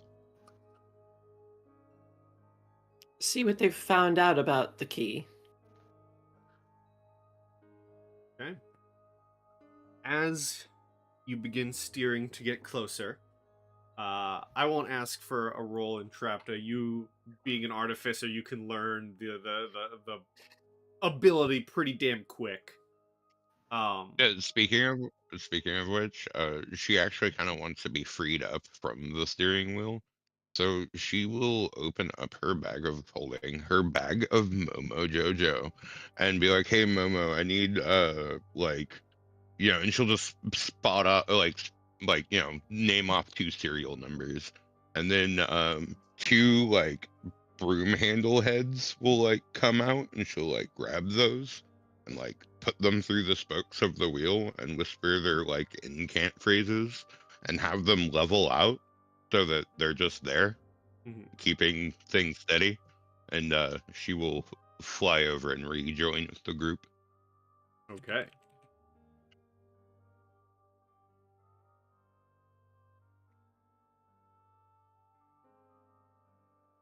You fly over and rejoin the group. Can everyone give me, if you're trying to head in all stealthily to not look suspicious, can all of you give me a group stealth check, please? Oh boy. Sure. Oh, there it is. So, the other ship used airbags to levitate. How does this one fly? This one Directed has... more towards Entrapta. and I will say, in Entrapta, you can point out, but for a description, this one has, wings that unfurl and flap. Okay, so like a bird. Mm-hmm.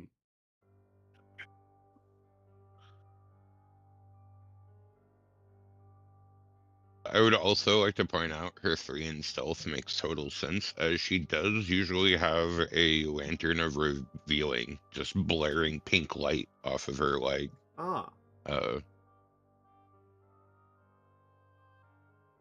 I like to imagine it's less stealth for Zenith and more fitting the vibe. Mm-hmm. Hitting the vibe. I'm gonna roll a perception with advantage from a character. A character? A character, I know, crazy, right? Characters in this game? In 17. D&D? What are you talking about? So, Interesting. a few people, as you come up towards this island, you see a few things. The first thing that you see is a human woman in the center of what appears to be a almost like altar of sorts that has a glowing crystal in the center, and they seem to be reaching for it. There are various what look to be archways on this floating island surrounding this altar as well, that have various glowing colors to them.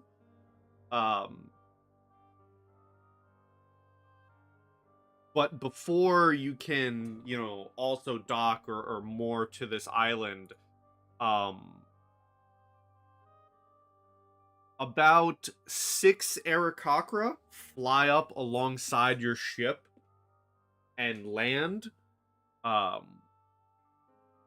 with one of them looking a bit more beefier and armored than the other ones, almost like a captain of the Aarakocra. They don't immediately present as hostile to you. But the Aarakocra does speak up and say,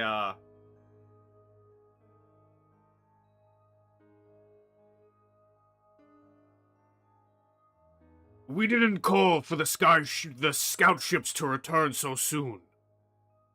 Why are you here?"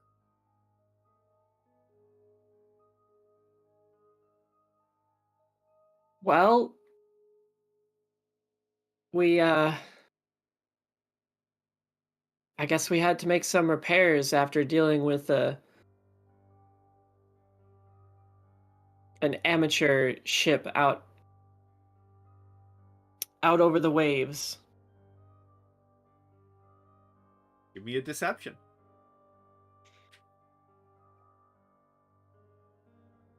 Yeah, I got this, guys.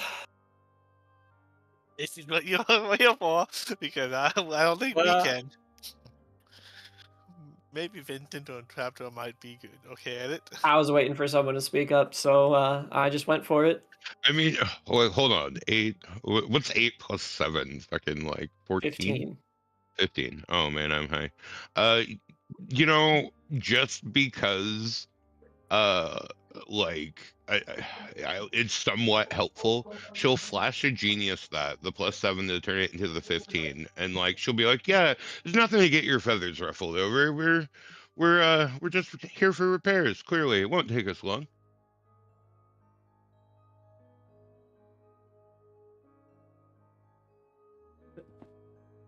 I'm a persuasive fellow. I'm not a deceptive fellow. The Aarakocra is going to look at you, look between Entrapta and Zenith, and seemingly accept this as an answer. But he does say,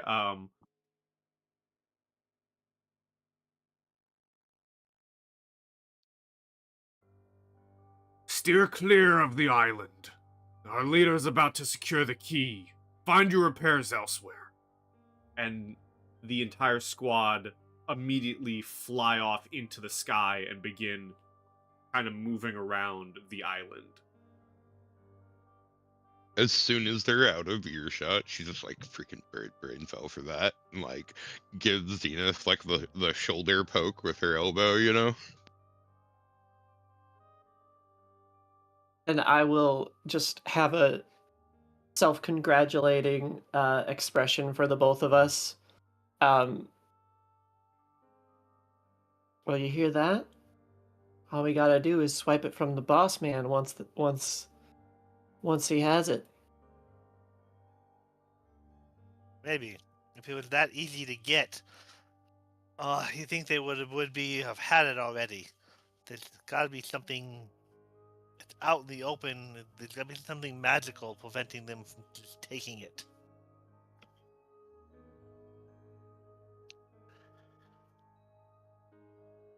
Entrapta's gonna quickly come over here and try and take a peek-see at what's under this trapdoor here. Okay. That's a fair point. What do we have in this hall? Give me an investigation.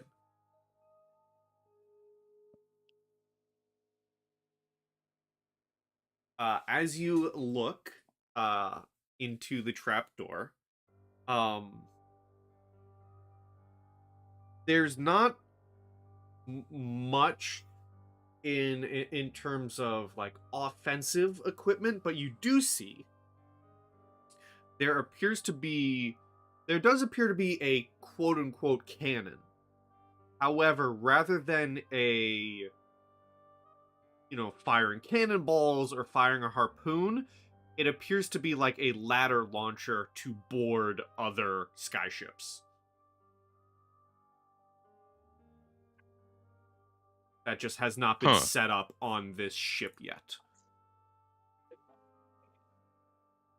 Entrapta will point that out and be like, maybe we could use that to get closer, or possibly even like board the boss ladies or whoever their leader is ship once they get the key. Or what do you guys think? I think that's a great idea, frankly.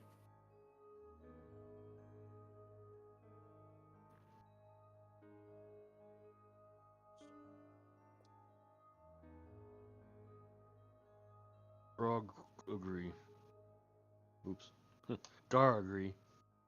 She'll say that it doesn't appear to be fully set up, so she'll be like, I'll slip down there and get on that. You guys make sure we don't crash it on anything, right? And she like slithers down the trapdoor. Okay. There are many creatures in nature that deception is their way of life. Wolves are not one of them, but if we can get us on there but you managed to slip through there undetected so far. I worry about the numbers that we face once they realize we are not one of them. That's why we'll have to act fast.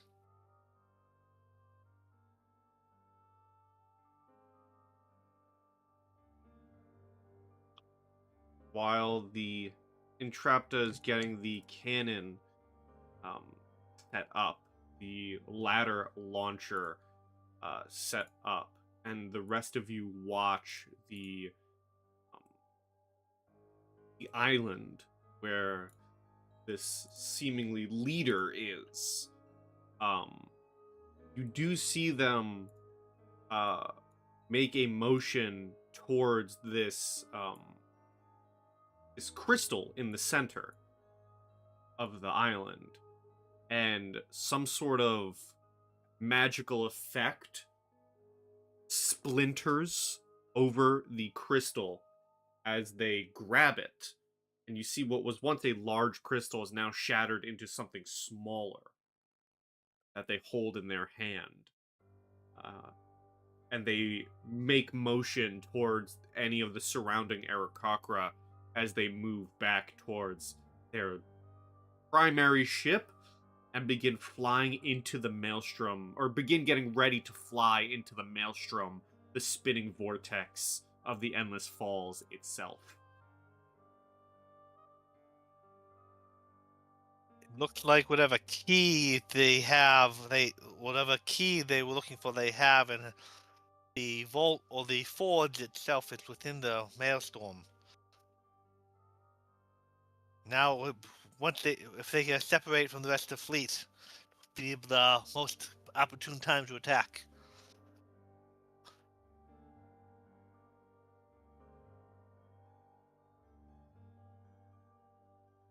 I'll say for Entrapta, you do get the cannon set up appropriately on either side of the ship that you wish.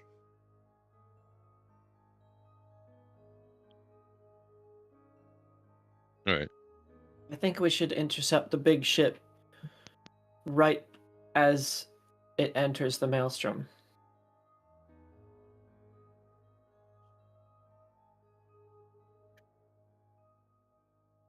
I imagine Entrapta's here for this part of the conversation, though. Yes.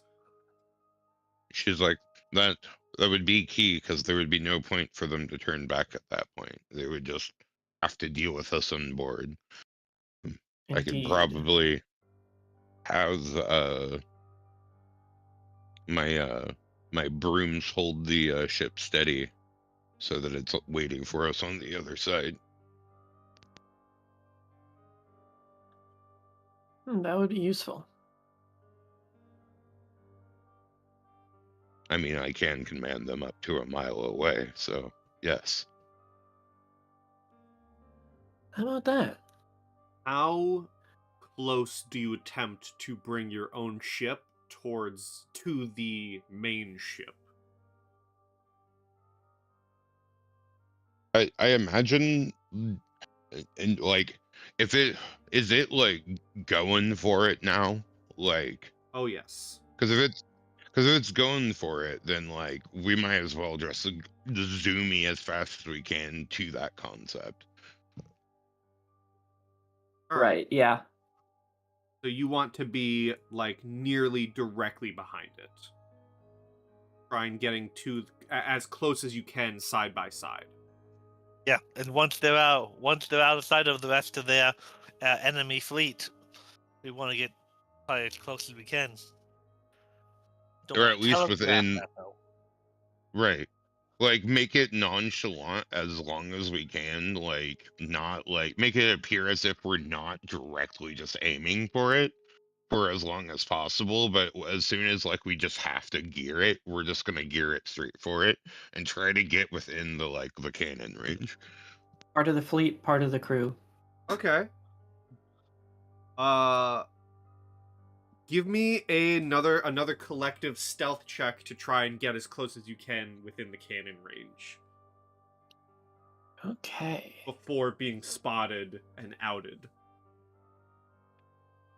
Can Garr Ooh, like alright. hide under decks or something? I'll do the stealth.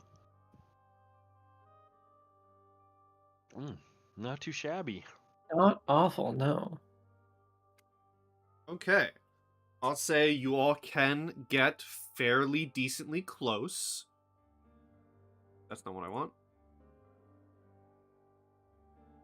So many things on the map layer.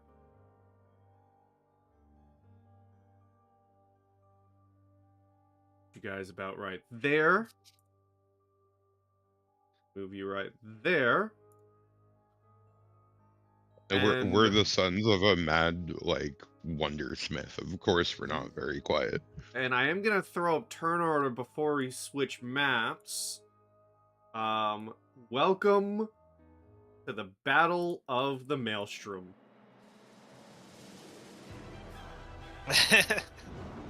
So this is just like Pirates of the Caribbean, circling Yup. around, circling Yup. around the thing.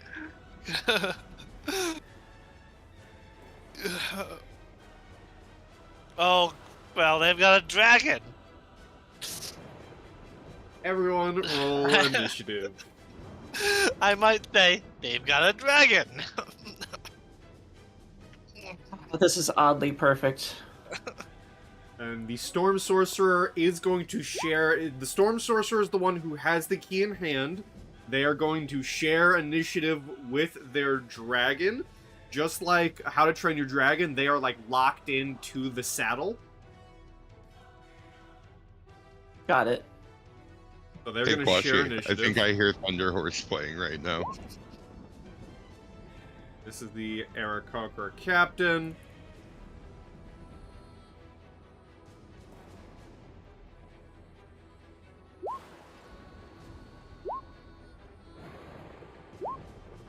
And then their pilot.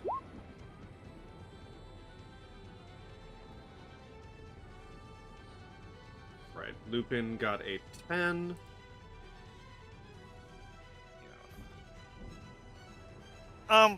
I've never tried this before. So, question. If I enlarge myself and then turn into a direwolf, which is large, am I then huge? Even if the rules say no, that's fun, so I'll say yes. Well, and I'm pretty sure even like we used to joke about the concept of like, oh, if multiple people were to cast enlarge on the same target or something. And it's like Baldur's Gate 3 straight up allowed that. So it's like, I mean, I will say, multiple people can't cast enlarge, but I do think things like the same instance doesn't count, but I do think different instances count. So if I drank a potion of enlarge and then someone cast enlarge on me, I think those stack, but the spell... That's how it works in Baldur's Gate. In Baldur's Gate, you Yeah. could drink a potion of a Colossus and then cast enlarge and Yeah. get the double effect. But the spell two doesn't casts stack. of it didn't stack. But Zenith, you are up first, and I will ask, as a group, did you want to fire the cannon the second you were close enough? I imagine that we were going to fire the cannons effectively as soon as the two of our ships were to cross into the Maelstrom. Okay. Well, you all are But, you in know, the that's- Maelstrom. Yeah.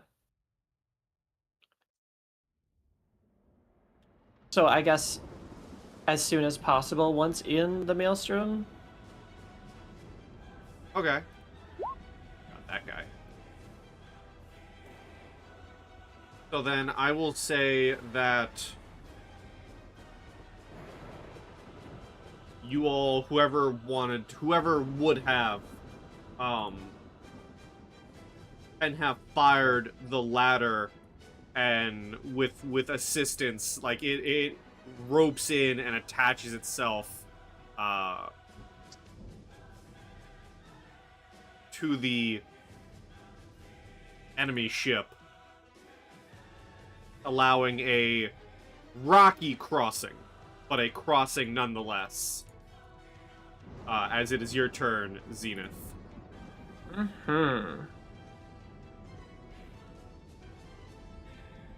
Wolf is told to Okay. guard the helm. Fair.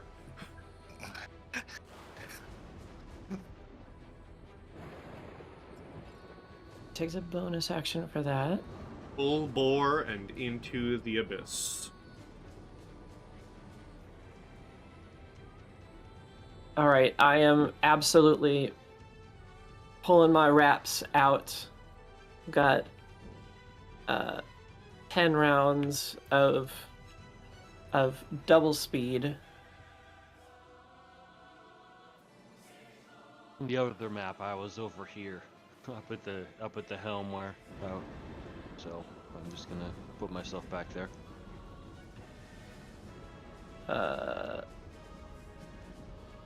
And that will give me 70 feet to get across.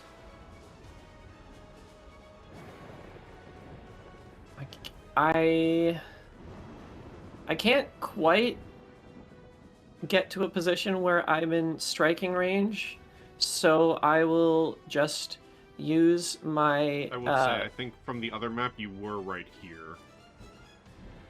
Oh. You were a bit closer. I'll take it. That might change things. Yeah. Well, I use my bonus action to click my heels together and activate my wraps. I am dashing across the boarding ladder. Give me a quick deck save with advantage with your wraps. Of course. Because the ladder is rocky, you are able to make it deck aside save. without issue. And before I can make it up to the Storm Sorcerer, I'm simply going to take this round to attack this this one next to me. Yes, and I'll put their nameplates on the Aarakocra Brave. Aw. So how Wait a far did I go? second. I was like here and then here. Oh, That is that's a an full 70. idea. Okay. I love hearing evil from Eric in the background. Okay, let's try to stab. 24 24 will hit. for a full 34 damage. That is huge. Oh my god. 34 damage is pretty damn big. Ow. Dragons have a really good con saving, though. That's my move action and bonus action. That is that exact Aarakocra's turn next. And they're gonna let go of their cannon that they were previously manning. And they are going to try and claw at you with their talons. 23 and a 24. Yeah, those will hit. 7 and 6 slashing. Oh, that's a huge dragon. Okay. I would have done it for the first one anyway. I will uncanny dodge that first one. Understood. So is that going to be 3 or 4 for the first one? Round up, so 4. 4, okay. 10 damage. The Aarakocra Talon gives you a look, Zenith, of like, I knew you were fake. Because that's the captain. And he is going to fly up 20 feet and then charge the ship, your ship, but because you're in the Maelstrom, any flying movement is going to be require a dexterity save with disadvantage. I'm going to let that be known now. Or you get sent off course. So I'm going to roll for him. And he fails, so he flies up and goes to fly towards your ship. So 20. But because of the way the Maelstrom is pulling, the force of the Maelstrom, I'm actually going to say it, it pulls him right back down to the deck of the ship. He tries to fly up and towards you, but the weight of the Maelstrom just yanks him back down. And I am actually I'm gonna say he will fall prone and have 2d10 worth of damage dealt to him. He does have enough movement to stand back up, however. 10 points of bludgeoning damage. And instead of moving, he looks very pissed off. He does not appreciate what just happened. And he's gonna look at you, Zenith, and from his hands, he conjures this lance made out of wind and sends it your direction. Ooh. Does a 15 hit. A 15 will, unfortunately... Oh, no, it will not hit. Okay, you are able I have a 16, not a 14. You are able to dodge out of the way of the wind lance. Just barely. Had to pull his shoulder back for that one. And he stays where he is. Garr. Okay, so you said it was a dexterity save for this crawl across the ladder. Yes. Can't persuade you for an athletics? I can take an athletics to try and hold on to it. Very well. I get, well, I'm going to rage. Mm-hmm. And this will be an advantage. and I'm going to take my entire dash, which is, for the record, 80 feet.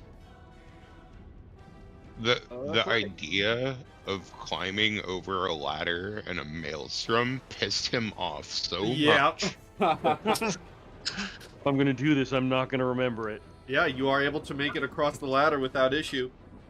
Alrighty. Okay, and I will say hello to the same one that Zenith just did. So, All right. Oh, that's not advantage. That probably 11 probably misses. Yes. An 11 does miss. Okay. So... But a 20... Oh, yeah, that 23 was your athletics. But yeah, an 11 misses. Yeah. But that one, I'm sure. That one does hit. And so that'll be 12 damage to him. 12 damage. All right, he is looking rough. Righty. And no bonus actions. That's my go. The blue dragon wormling that is now on the shoulder of the Aarakocra commander is not going to do anything. He has not commanded it to. This Aarakocra brave is also going to let go of his own cannon and rush over to help his ally. Actually, apologies. I used my... yeah. Okay, so to make that movement, I used my Orc Feral thing, where I can use a bonus action to move first, and then use my movement action, and then my attack action. So Okay, so then if you use that as your bonus action instead, then you're not raging. Oh, right, I did rage. That's correct. Doesn't so, rage yeah, also I kind did of roll a have that 23. ability? Yeah, so... What? From Tasha's, doesn't rage kind of already have that? It's been a while, so I don't... Well, I'll just negate that 12 damage, because I did rage first, so negate that 12 damage, Okay. please. And thank you. And apologies. Yeah, as one of the optional actions that you can do with Tasha's, as part of the bonus action you take to enter your rage, you can move up to half your speed. Oh. Oh, well. So if that would have gotten you there, So let's see. Let's measure. let's 'cause I not didn't- bother with the math. You ran up, you hit him, it's over. Okay, groovy. The Aarakocra isn't going to rush up. Instead, he's going to launch a javelin at you, Garr. That is an 11. That misses. Lupin, you are up. I'm out of range for my one idea, and I'm not even sure if it's going to work. Guidance, can that be used for dexterity save, or is that only in skills? Because I'm worried about crossing this ladder.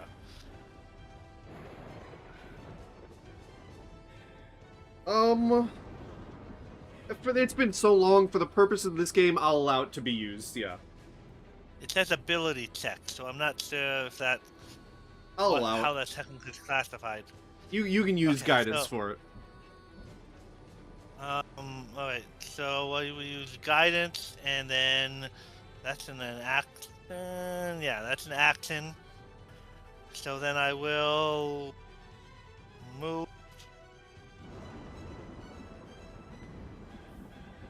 Maybe I should wait. Cast guidance and get up here, get ready to move. 'Cause it's before actually going out there. Okay. Because I don't think. Yeah. Alright, so you're getting ready to run across. Yeah, I've cast guidance, and I'll try to dash next round with the bonus guidance. Alright. The I don't want to fall storm... to my death. The Storm Sorcerer is going to take to the sky, so I'm going to roll for the dragon here.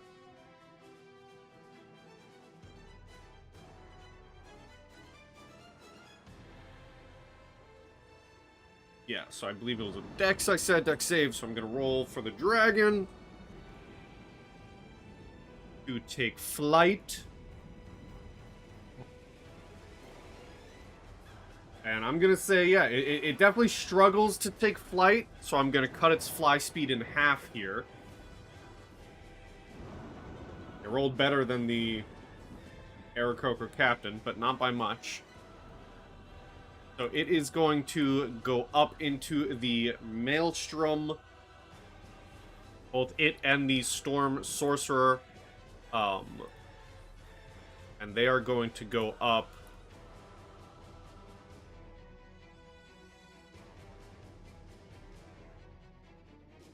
They are going to go up 20 feet. And then fly out into the Maelstrom.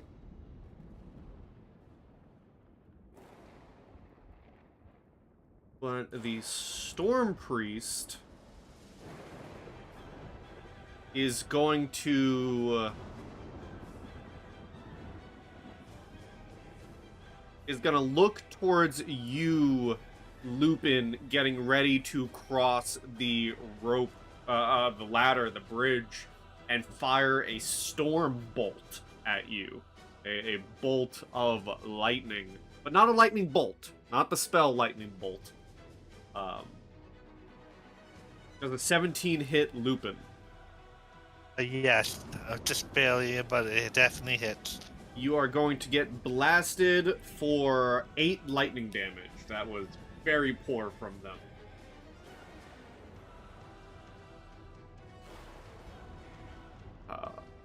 Maybe my plan of shrinking the dragon is a good idea.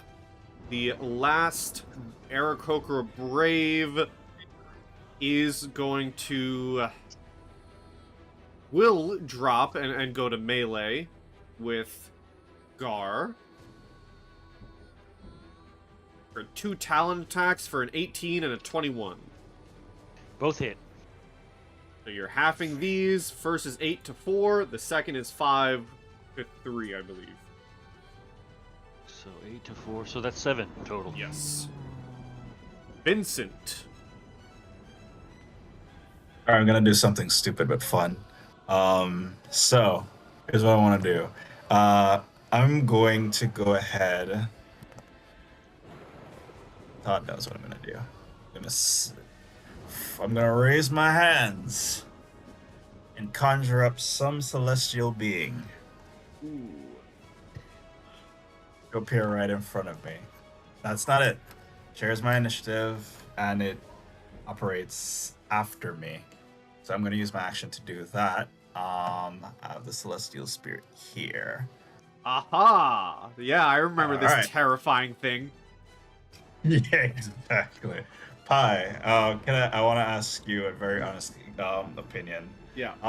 This thing can fly, Yes. and it is larger than me. Yes. Can I ride this thing? It is gonna be rocky because I am having flying creatures do deck saves to see how well they can move. But if you want to fly a celestial into the eye of the storm, god damn it, why? I would never say no to that. All right. So here's You what I'm would be gonna do. remiss in your duties if you did, really. All right. I'm I'm gonna- going to get on this guy's shoulder. And look at him and just be like, look at everyone flying and just be like, all right, 9s, get up. 10 is speaking. And I'm just gonna go ahead and move. Roll me a Let's deck see. save real quick for the celestial to see how well you can move in the Maelstrom. Okay. Yeah, you can move full 18. speed. You can move full speed.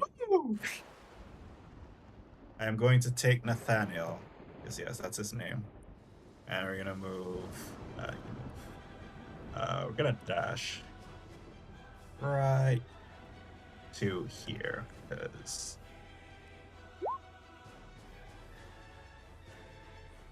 all right. Okay. And that's the end of my turn because I could only move right there. All for the right. time being. I remember the last time you did this in one of my games, and it was very fun. Yes. Yeah, I have Entrapta. Use that. If you want to fly, it is a deck save to see how well you can fly. Indeed. So Entrapta is actually gonna walk. Okay. Rare. When's the last time that anyone's ever seen that? Yeah. She's gonna walk up to here, Uh-huh. and then she's gonna look over at the storm sorcerer that is riding the ancient or young adult blue dragon. Is she barebacking it, or is she like on She's in like House of the Dragon, she is locked into a saddle. Okay, I am going to cast for my action a firebolt, and I'm going to actually be aiming for the connectors on that saddle. Okay, like the locks that keep her and the saddle in place. Yep. Okay. Does a 25 hit? I will say a 25 will be good enough to hit. Okay, so oops, wrong thing. Didn't mean to do that. That will be 19 damage. Okay. And then as a bonus action, Emily will blast, sitting on my shoulder now, will do her force blast against the sorcerer. Does a 31 hit? A 31 does hit. That is 12 points of force damage, and she is knocked back 5 feet. Was the saddle damaged enough that actually matters? I will say, you have damaged one side of the locks of the saddle. She is like strapped in on both sides, so I'll say you knocked off one side.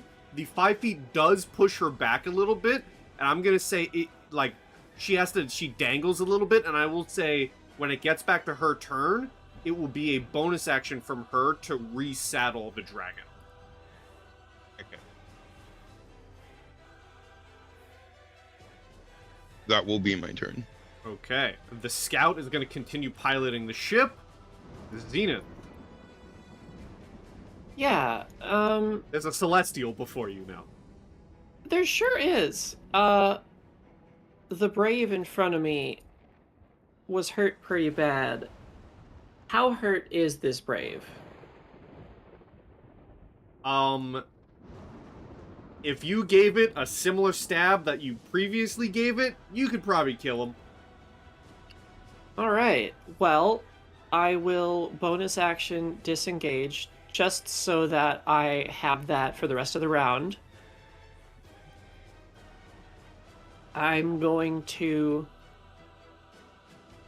take a advantaged stab at this brave for a 28 to hit. Yep. And a 28 to damage. He is barely standing. Oh well, I'll shrug and then I will, like, zip my way through these two. Just pat this brave on the side, give a tussle to the captain's head, and then end up over here within shouting range of the storm sorceress. Okay. The brave that you just shanked,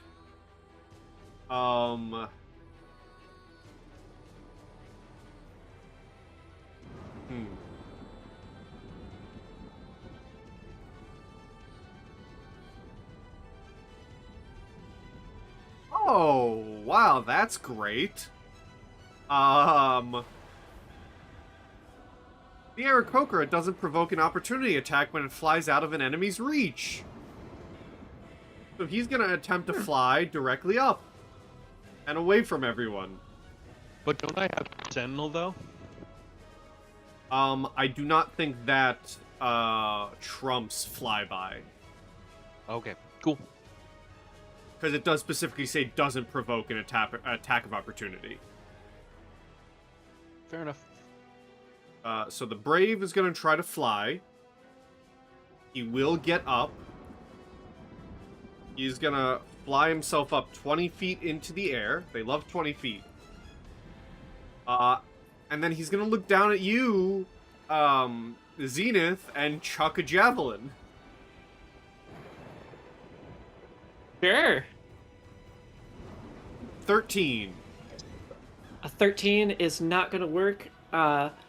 It's nimble work, and I will, block the javelin as it comes close.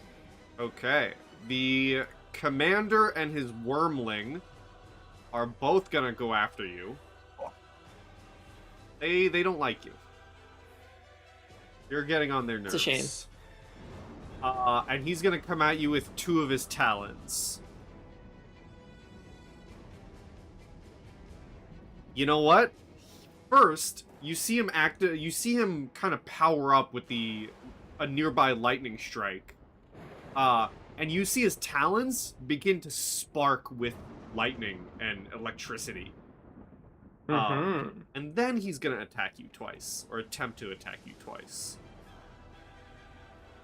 Let's see it. 19 and a 14.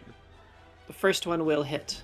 So you're gonna take 4 slashing and 5 lightning, plus an additional 2 lightning.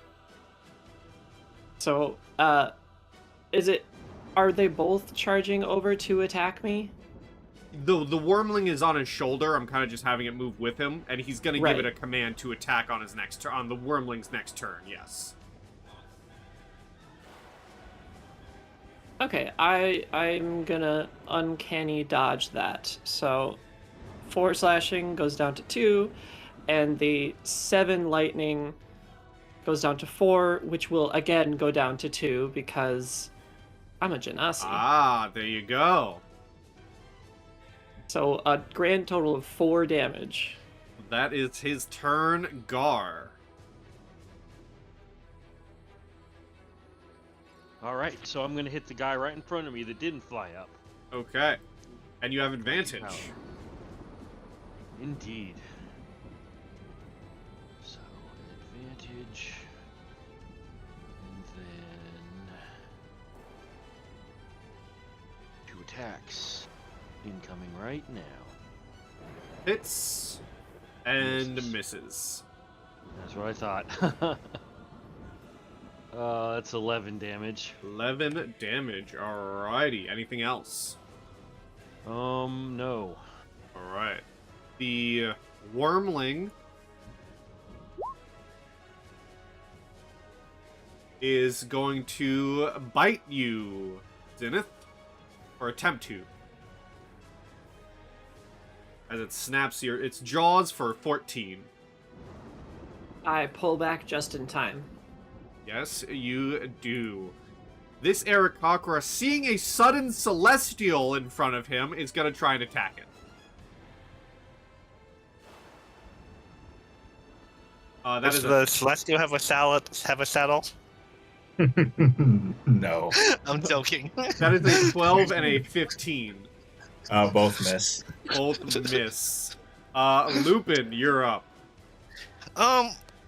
Lupin actually wants to see what the dragon's gonna do before he does his action. So, can I lower my I know it's permanent, but lower my initiative down to just behind the dragon? Yeah, I'll allow it.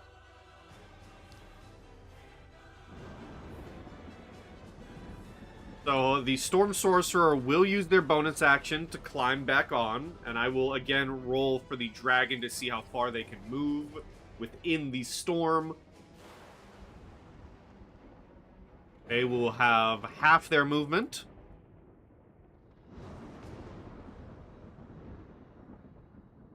And get right at the edge of the ship. They're still 20 feet up. They are not landing. Okay, this is actually good. I'm glad I waited. The Storm Priest is going to...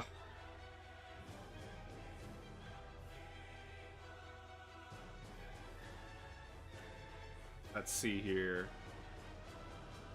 The Storm Priest is going to, I say attempt, because I know some of you might have a counter to this. They are going to attempt to cast Call Lightning.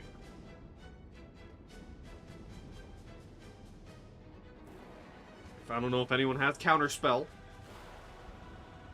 Believe it or not, Counterspell's not my thing. I don't play blue. I have the spell magic, but I don't have counter spell. So they are going to cast Call Lightning. And a bolt of lightning flashes down. And they get control over the Maelstrom via Call Lightning. As this spell gives you control over the existing storm. So I I think need... it adds extra damage, doesn't it? If you cast it in a storm. I don't believe so. It's just that if you're outdoors in stormy conditions, when you cast the spell, you get to use it within the storm rather than making, like, a new one. It doesn't say anything about extra damage. But I will need Entrapta to give me a dexterity saving throw, please. Oh yeah, no problem. Dexterity saving throw. Alright, so you're going to take half of 9 lightning damage. As it blasts down on you, and then the dragon is going to take its turn right after.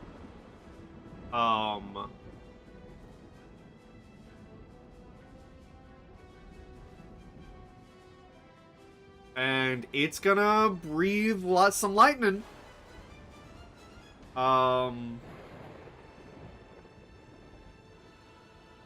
It's just a line, though. Dang, they can't get both of you.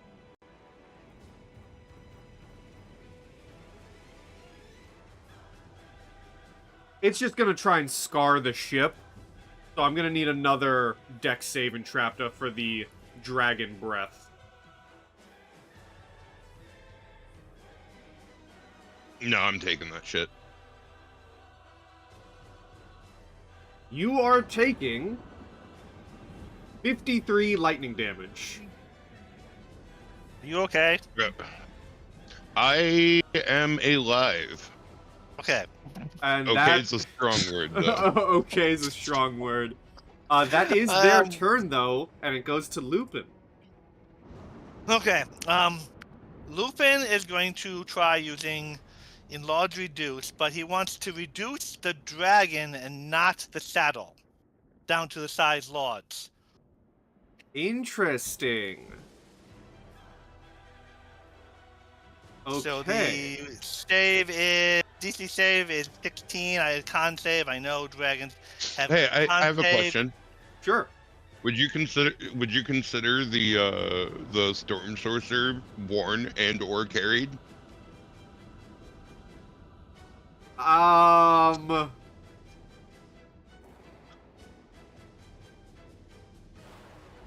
See if they shrink as well.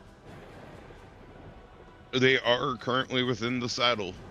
They are on the saddle, but I think we would have to consider it 2 separate entities. I guess I wasn't expecting to affect both of them. I was expecting to shrink him, and then the saddle would be loose and kind of fall around, and That is like wearing a belt that's too big for you. that is a smart idea. So it's a con save, right? Yeah. They are good at con. 14. He fails. He shrinks down to lords. He's still large enough to carry the guy, but the saddle is probably still fit for a huge creature. You know what? I'm gonna give the Storm Sorcerer a dexterity saving throw here. As their dragon shrinks. So they're not gonna fall off the ship because of where they're positioned. They're not gonna. They are falling off the dragon, but because where they're positioned, they're gonna fall directly onto the ship, go prone, and take 2d10 falling damage. So I'll have them land right here. They're prone and are on the ship.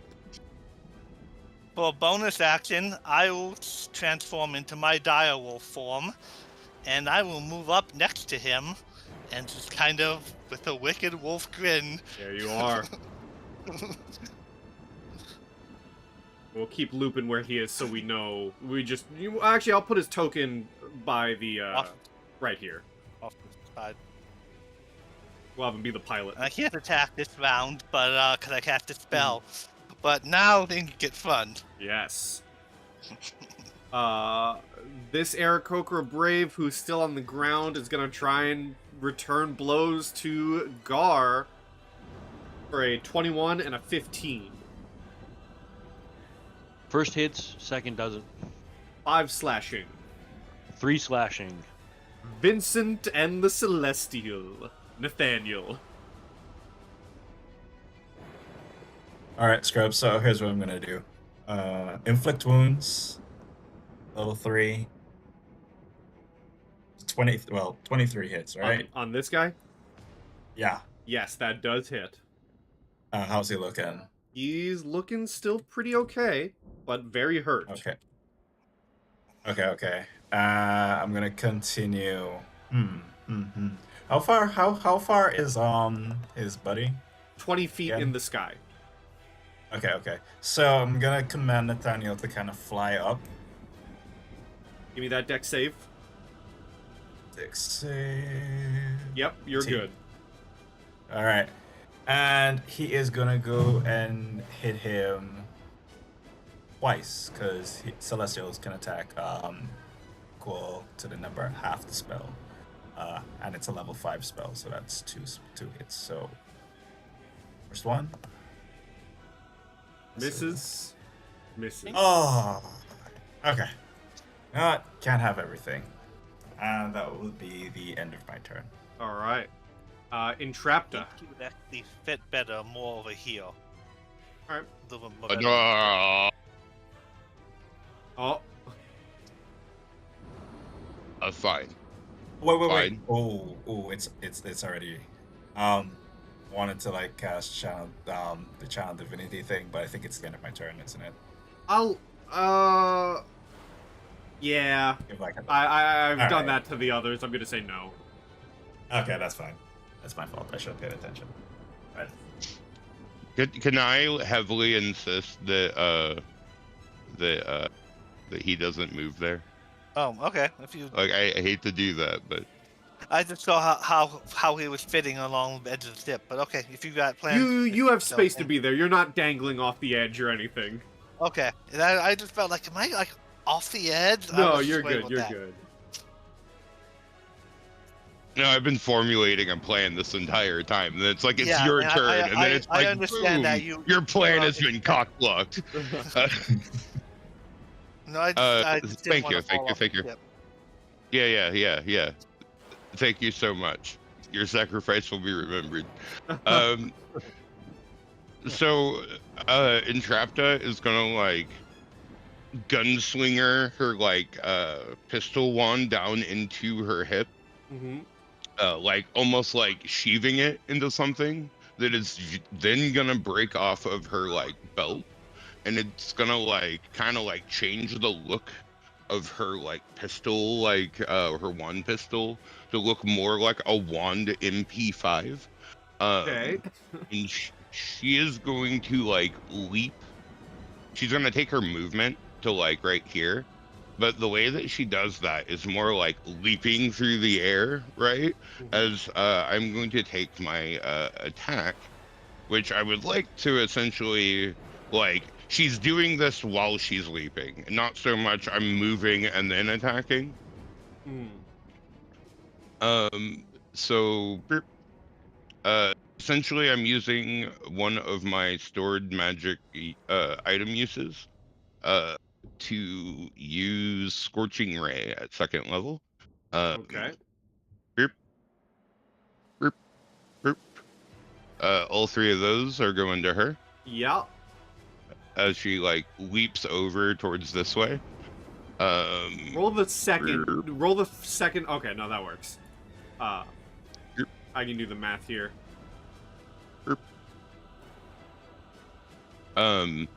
So as she does that, she shoulder checks the like lever right here for the wing, trying to cause like a sudden shift or like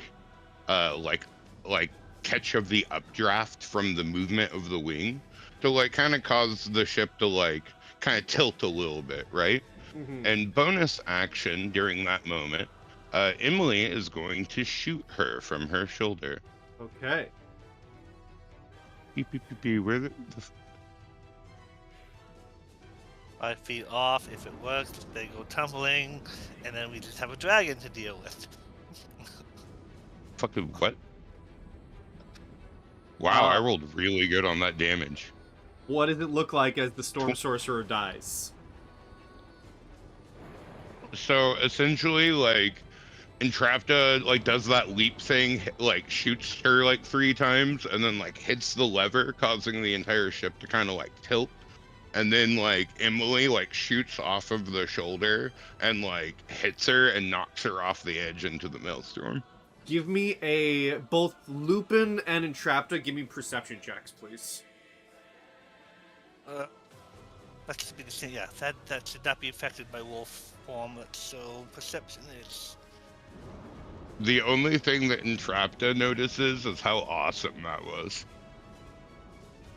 Hell yeah. Lupin. As the body of the Storm Sorcerer goes flying, tumbling through the ship and off the side, you notice falling out of her pocket is the Maelstrom key as well. And it's about to go tumbling off the side as well. But I will give you the ability to catch it in your direwolf form if you forego your bite attack. Essentially using your bite attack for your next round to catch it. Okay, yeah, let's do that. And I'm gonna use, if it's a roll, I'm using that guidance, which is still on there, Sure. to try to get that. Alright. So do I need to roll, or? Yeah, let's see how good the roll is. Okay, so, okay. Oh, D20 plus, but I'm and add the D4. Yeah, you as it's going off the edge, you chomp down and have this key in your mouth as the body of the Storm Sorcerer goes into the Maelstrom. Success. Anything else, Entrapta? Mission complete. Great success. Fetch. Good thing he's good at fetch. That one-liner made that worth it. If that is all from Entrapta, the Aarakocra scout who's piloting, I'm gonna roll something for them.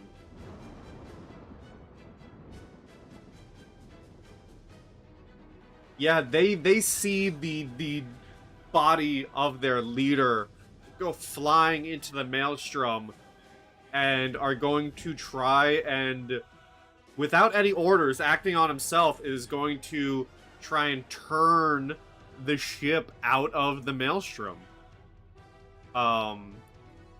The ladder's connected, so I'm gonna give them I'm gonna let you as a group decide.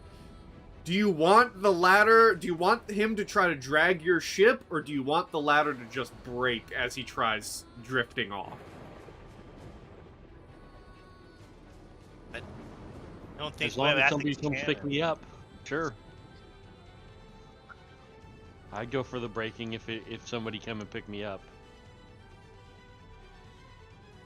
Well, could we get a little bit of time of like the strain and struggle between it before it breaks? To maybe give Yeah, some people sure. some time to get it.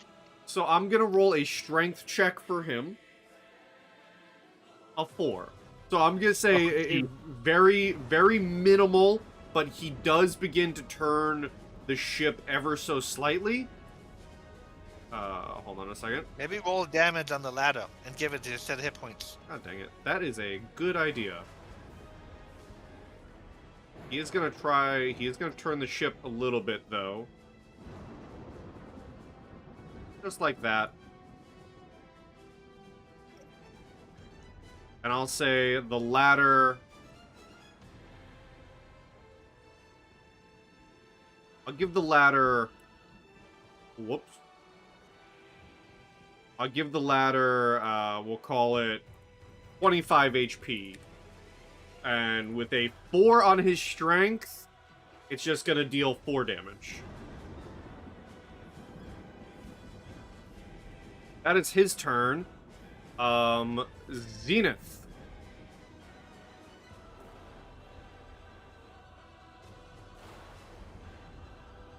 So here's the issue. The Dragon Wormling is effectively in the same space as the Talon of Serenite.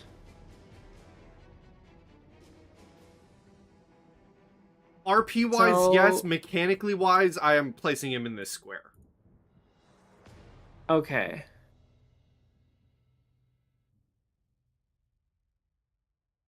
Mechanically wise, he's in that square. Yes. So I will take a attack of opportunity from the Wormling Chomp. at disadvantage. Both are 14s. Still missed. Work my way over here to get my clear dueling space with the Serenite and take my attack. Ooh, is a 16 hit? A 16 will hit. Will hit. Okay. So 29 damage. All right.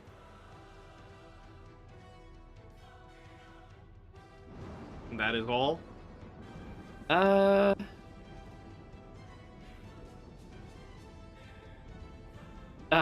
No. I'm gonna keep rocking along the railing and then make my way back, because I have a few methods, but not a whole lot. Okay.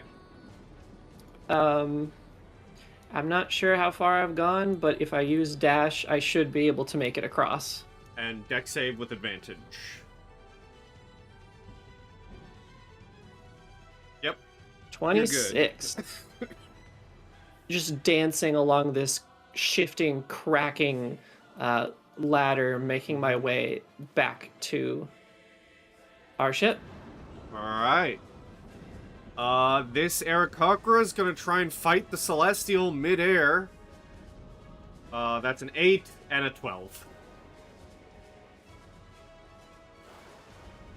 Which both Alright, miss. both miss.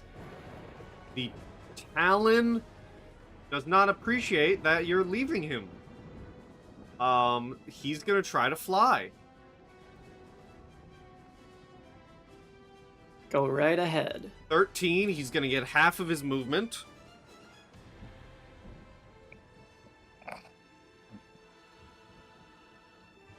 And get right there. I'm actually gonna have the blue dragon wormling remain behind. And he's gonna fly right there. And he is going to fire 2 wind lances.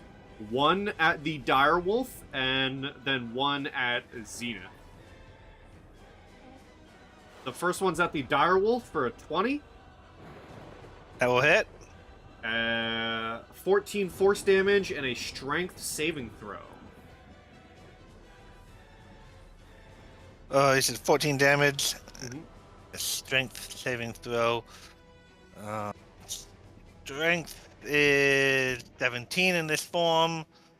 Not proficient. So +3. You are knocked I'm gonna- prone. And then the wind lance towards Zenith for a 16. 16 just barely hits. Uncanny dodge. 12 force reduced to 6 and a strength save. I'm sure this will go just fine. You are also knocked prone. Garr. I guess I'll go back across the ladder there. I'm gonna I don't care about the attack of opportunity because I'm dashing across. All right, so athletics with advantage, and they are going to try and claw at you with their talons for a nat 1. All right, well, there you go. Oh man, garbage rolls. 14 is okay enough to get you to the other side, but it was very close. You like stumble for a little bit, but you can make it across. There, I got it. Oh, sweet. Woo. Well, here I am. Mm-hmm. All right. I should actually roll for this guy Well, I now. have been attacked. Is it attacked or damaged to keep rage? I think it's attacked. I'm pretty sure it's attacked. So I continue raging then. Mhm. All right, and that will be my turn. Okay.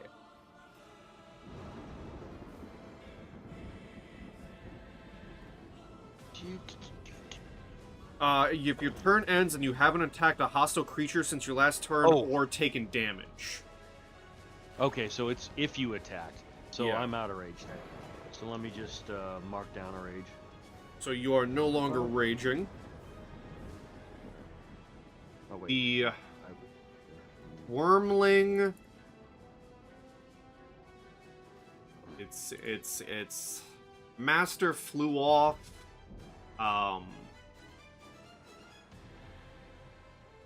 And it doesn't know what else to do. It's gonna climb up on the little cannon here. And even though there's an Aarakocra in the way, it is going to breathe some lightning onto Vincent and the Aarakocra. So I need Vincent to make a dex save, please.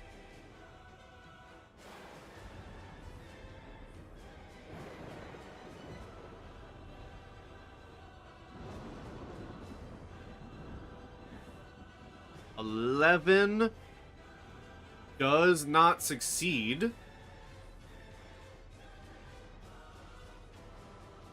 32 lightning damage from the little wormling. But it also cooked the Aarakocra a shit ton, and it is almost dead. That's a crazy, crazy damage roll. Holy crap. Best weapons are nasty.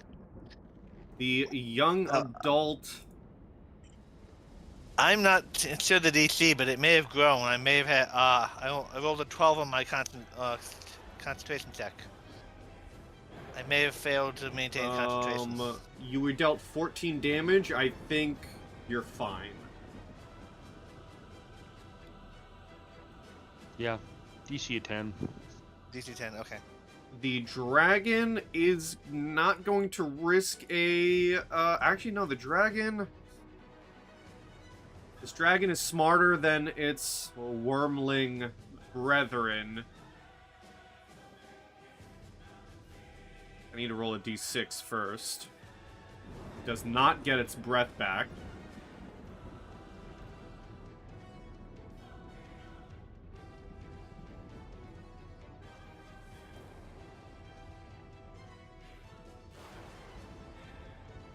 The dragon... I'm gonna roll its saving throw. The dragon, with its rider dead,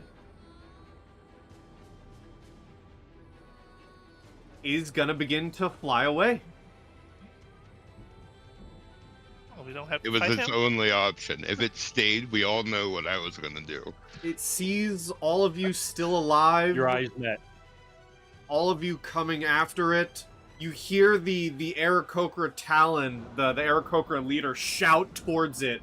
Like, you know, get back here, you stupid lizard. But it is going to fly off. Hell yes. Let me... I glare at that intimidating thing. It's like, I intimidated away. Not really. It's not You know my what? turn yet. Roll me an intimidation. Oh, really? Okay. Yeah, give me an intimidation. I was joking, but No, give me one. If it got back to And- my turn, I was just gonna lightning lure it and try to make it my pet.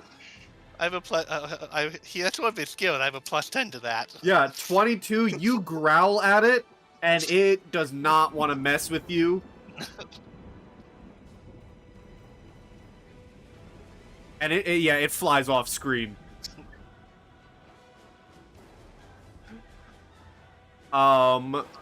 This brave, its captain is still alive, so they're still gonna fight. It's gonna try to fly up towards the Celestial. And it does so, and it's gonna try to attack the Celestial for a 10 and a nat 20.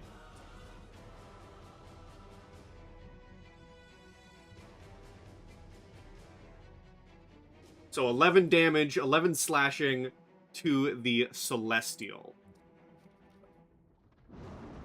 Lupin, you are up. Alright, I was gonna fight that thing, but it, has decided to leave, so I'm going to stand up. I know it takes half my movement. And I can, go over here and offer the gem, or the key gem, whatever it is, to Entrapta, who is, I know, probably our most powerful arcane caster here. And then as a bonus action... Not a caster. As a bonus action, use a moon druid, so use my 3rd level spell to a 3rd level healing spell. Alrighty. And that's in my turn. Since I don't have an attack, I used it to catch it. This Aarakocra is gonna try and it's gonna try and attack Vincent. 12 and a 19. 5 slashing, but it is your turn, Vincent. Okay, I'm tired of this jump at this point, so... just gonna do what I keep doing. Guessing that hits. It drops dead. Okay, great. So we're just gonna go. 1, 2, 3, 4, 5, 6. Hello. Alright, and for Nathaniel, 2 attacks. 2 misses. 9. Nathaniel! Okay. No. Alright, so that'll be the end of our... Oh, no. No. I'm gonna drink one of the greater healing potions that I got. Okay. How much does that go again? How much is it? I think graders are And add the 4d4 4, yeah, 4d4 plus 4. 4. Gotcha. Good. And that'll be the end of my turn. Entrapta. So, Entrapta is going to... Hold up real quick. Let me get a little bit of a measurement. Excellent. So, Entrapta is going to... oh, fuck. I need to move, right? Yeah. So, she's going to, like, tactical roll her way over here. And then, she's going to, like, pop up over the railing. And she is going to shoot towards the Aarakocra scout. Okay. She is mainly aiming for like his hands or arms. With her first 2 shots. Where is that? There it is. That hits. That hits. So, after aiming towards his hands and arms, does he, like, let go of the helm? I'll give him a strength save. I'll say 12. I'd say he wanted a 13. He does let go of it. Okay, so with my 3rd shot, instead of actually aiming at him with it, he's gonna aim at the bottom of the, like, of the steering wheel, or the top. Hold on. Yeah, the bottom, because she's gonna try to like shoot the bottom and have it spin back in, aiming towards inside the Maelstrom instead of leaving. Okay. This would be the best time to roll a 1. 31. The ship goes wild. Except for the two flying creatures, being the Celestial and the Aarakocra Brave in the sky. I need Vincent, and I need my 3 enemies to give me dex saves. As the ship turns violently. Could I? I'm gonna try to Tokyo drift here. Could I sacrifice the rest of my movement to call out commands to my brooms to have them also turn to kind of like match the angle instead of like, you know, putting more strain onto the ladder? You want to turn your own ship. Yeah. So you want to match, we're going to have to move some tokens here, but you want to go hold on. Like that, basically. Yeah.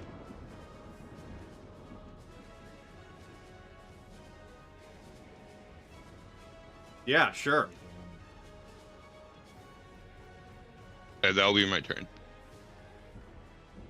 Then let me do my saves for my guys.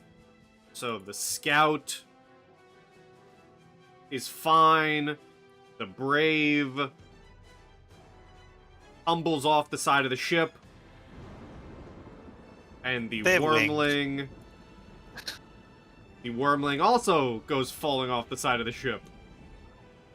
This guy was like right here, technically. The Scout, seeing how bad things are getting, is gonna try and fly away from you, Vincent. He's abandoning ship. You can attack him with an opportunity attack if you'd like.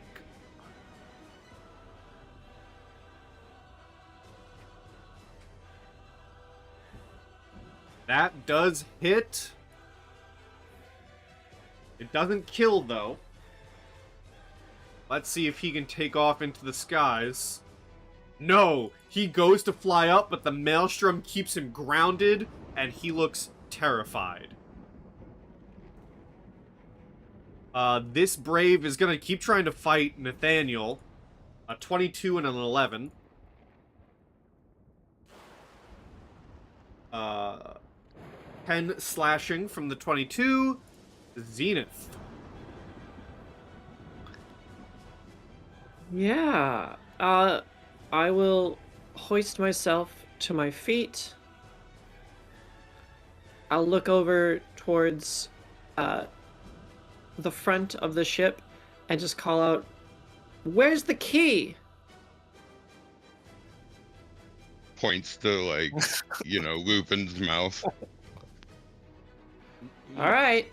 He Just handed hold the up rope. hold up a thumb, and I guess I'll ready an attack if the Sky Captain in the World of Tomorrow wants to come over and try to strike me.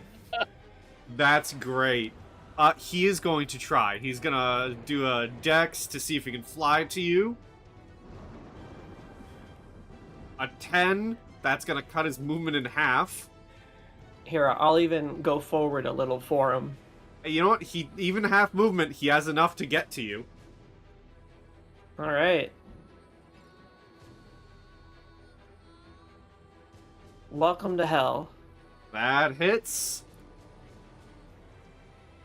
For 34 damage.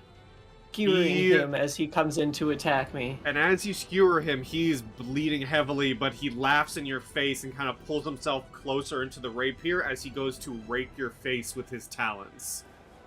He does activate his Fury ability, which adds extra lightning to his swings. Alright. 12 and a nat 20. Two Let's nat go! 20. Wow. Yeah, double nat Do it. 20s. Okay. Does my ready to action use up my reaction? I think it does. Okay. So So...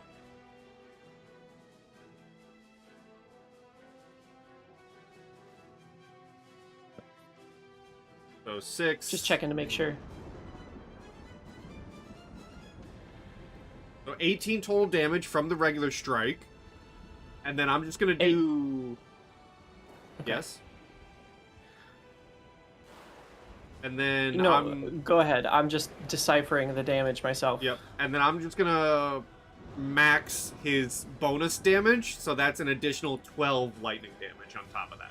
Okay, so that's 8 physical damage, which is going to go straight through, and then 22 lightning damage, which will get halved to 11. Mm-hmm.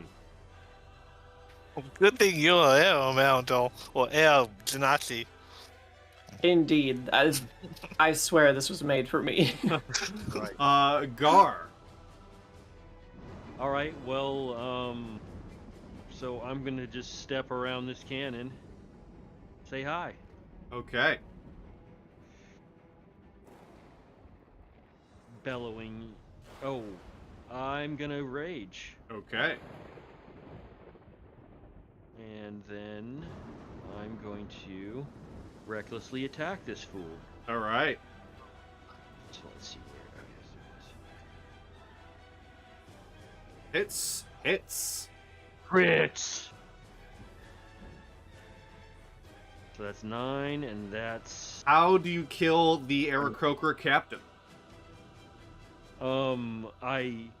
I use my offhand to kind of move.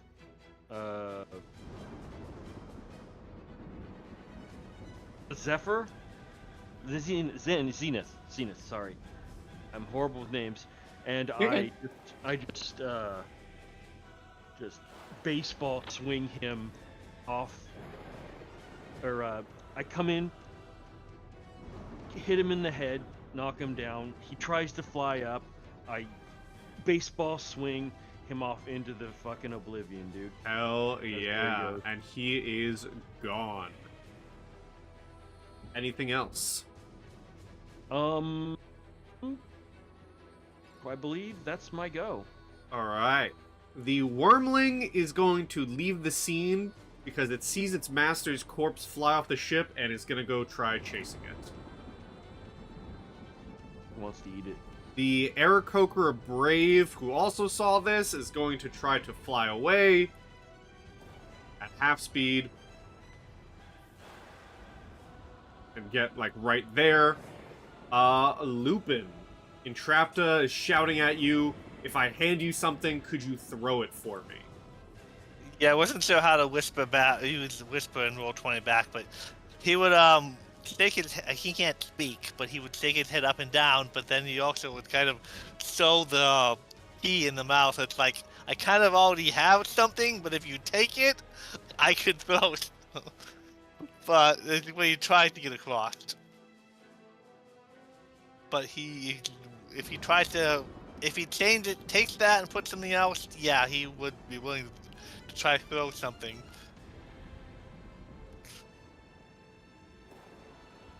And I'll So leave it are for you you. willing to like hold action throw until it's my turn to hand you thing?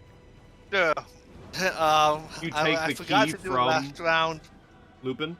I forgot to do it last round, but the wolf seeing his master, his alpha transform, would come up Okay. side by side to the wolf form. And does Entrapta Yeah. take the Maelstrom key from Lupin? Well, Vincent gets to go before Yes. after. Yeah. Vincent. Okay, so gonna go ahead and try and see if I can just finish off this. How is he looking in front Almost of me? I dead. just wanna know. Like Death's Door. Okay, cool. Death's Door. Okay. Really? No, fuck it. Why not? The 17 hits, right? Yep. How do you kill him? Right. Oh, simple. Just take out good old Clementine and bash his brains in. And his head explodes. There we go. And I'm really hoping that it works this time. 2 radiant maces at this fool in front of Nathaniel. Fuck. God damn it. Okay. You know what? Wow. Does he? Nathaniel. Is it adding your bonus? I don't know if it's been adding your bonus. I don't think so. It's Hold not. on. It's modifier +0. Oh, spell attack wait. Yeah, I don't think it's Spell adding attack your bonus. bonus. Then if with your bonus, you should have been hitting several times. I think.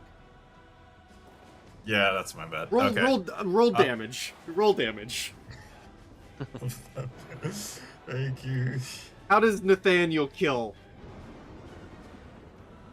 Same drop as the first. I would basically just roleplay it as he just drops his mace and he just, you know, like how you swat like a mosquito, Yep. just like that. And Right, just just get his slams hands him together and just slams him. back down to the And then- ship. Okay, with that, 1, 2, 3, 4, 5, 6, 8, and just climb up. Alrighty. Entrapta.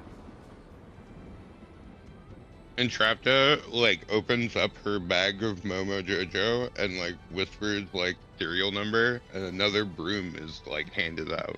She hands it to Lupin, and she like points across like to the other ship. Okay. Athletic check, I assume, to throw this thing? Yeah, where are you aiming? Where are you telling Lupin to aim? Like to the other side, to the deck. So we're like right here-ish? Yeah. Okay, yeah, give me an athletics, Lupin. +7 to athletics.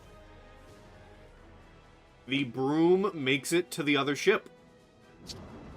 So as he throws it, he screams a command phrase. As soon as it gets over to the deck of the other ship, it then like corrects and flies over to the like gear spoke of the helm and slides through and then corrects course.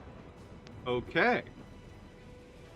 Remote control, a whole armada of ships. I gotta move the ship.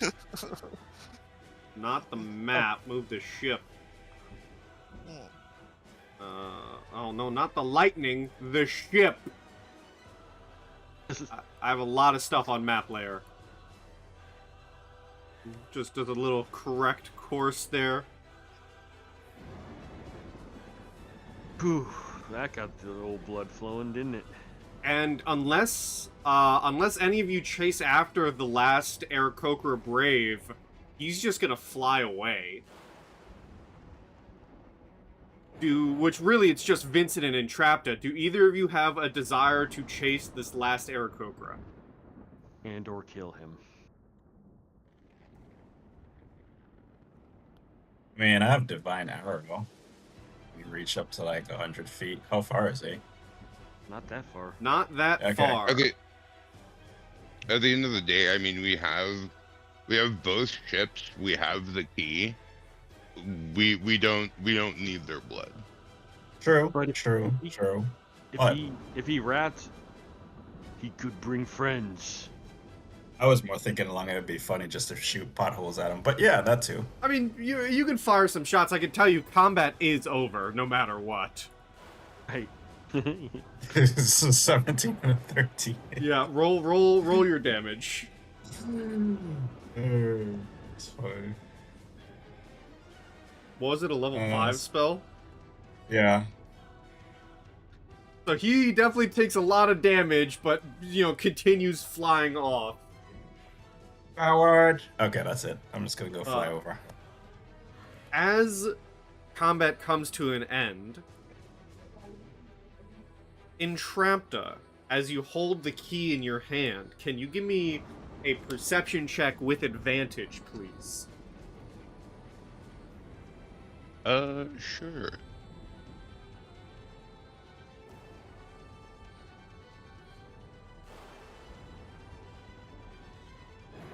Not 25, good stuff. As you First- hold the key in your hand, All is made clear. the storm itself seems to be charged into this key, and you look down into the Maelstrom itself, and there seems to be a passageway opening up before you.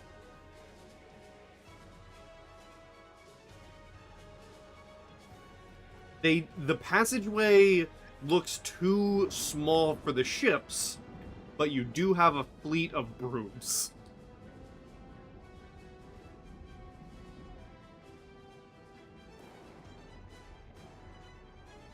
What would you like to do? we're diving into a hole in the Maelstrom? Hell yeah, let's go. Shit, okay. yeah. Let's go. It's too. It's. Why can't we It's both? I mean, even for the smaller ship, can't go through it. Nope. You are. It is way too small. The ships look like they will be torn apart. But if you all. How many of us are there? There's only. Okay, yeah. So, yeah, Entrapta will look forward, notice all of that, and look back at the party and go, okay, it seems we're not going to be able to take the ships forward, but there is a passage forward. I'm going to need you all to get real cool about a couple of things real quick. She, like, reaches open, like, calls out a couple of serial numbers to Momo Jojo, pulls out a couple of more brooms, enough for everyone. She says, okay, so here's a scroll for each of you that is like tied to the broom. It has the command phrases for your broom. We're gonna have to go through a small hole. I'll command these brooms controlling these ships to take these to wait outside of the Maelstrom, or something, and we'll go forward. Okay. Where exactly is this entrance? The center of the Maelstrom. Do you do you think it's possible to, like, I don't know, throwing it out there, jump to it? You want to jump through the Maelstrom? Kind of. What is I'm the just being broom an idiot. situation and wool? Is my question.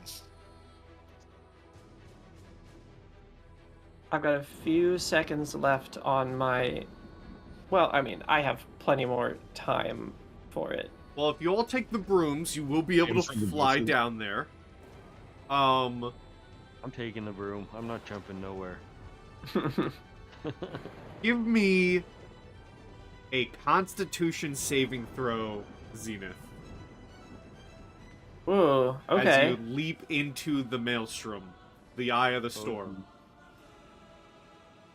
Oh, jeez. As you leap, she points. She's like, that way, that way, that way. And as everyone follows suit on their brooms What or is their the celestial... situation with Wolf and Broom? Does Wolf get his own broom, or can I somehow sail? I'll say you can backpack the wolf. The So, wolf because goes on your Wolf shoulders. Yeah. somehow a literal wolf pack. somehow we get to the same broom. Yeah. I calm it down. Light. What So do you... I do have some, like, I have 2 spells kind of as backup if need Okay. be. I mean, I planned on using at least one of them anyway. I'll still give that Constitution because that's, oh my god. Okay. As I got a you 20 save. as you jump through the Maelstrom, you're gonna take course. half damage. It is lightning damage, so it's halved again.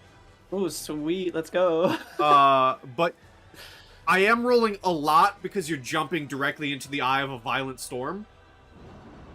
So it's gonna be half of 34, halved again in lightning damage. 17, 8, 9 damage. 9 lightning damage.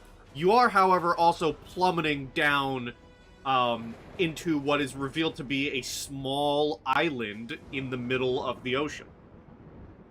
Sounds great. Featherfall. Perfect. So as you featherfall down, you tiptoe, land tiptoe on this small island. The others join you fairly soon after. And we'll keep the epic music because it's good. Before all of you, you see several buildings on this island. All seem to have some sort of runes etched into them. Which I won't ask for a roll. Someone eventually can recognize as storm giant runes. Oh boy. And as you go and investigate Entrapta, you see in the center of this island is a little carving, something carved into the stone that seems to fit the key that you're holding.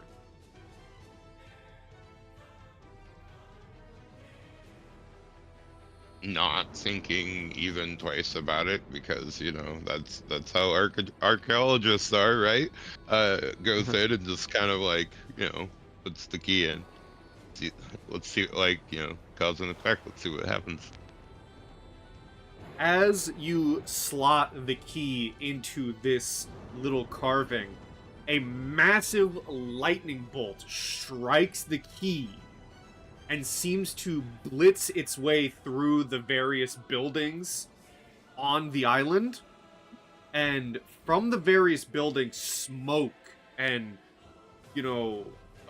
other begin to rise from it, and you can hear the sound of something thrumming to life as at the edge of the island, a large anvil the size, like half the size of one of your ships, rises from the ocean as your party, and by extension, the Dungeon Delvers Guild, now have access to the Maelstrom Forge.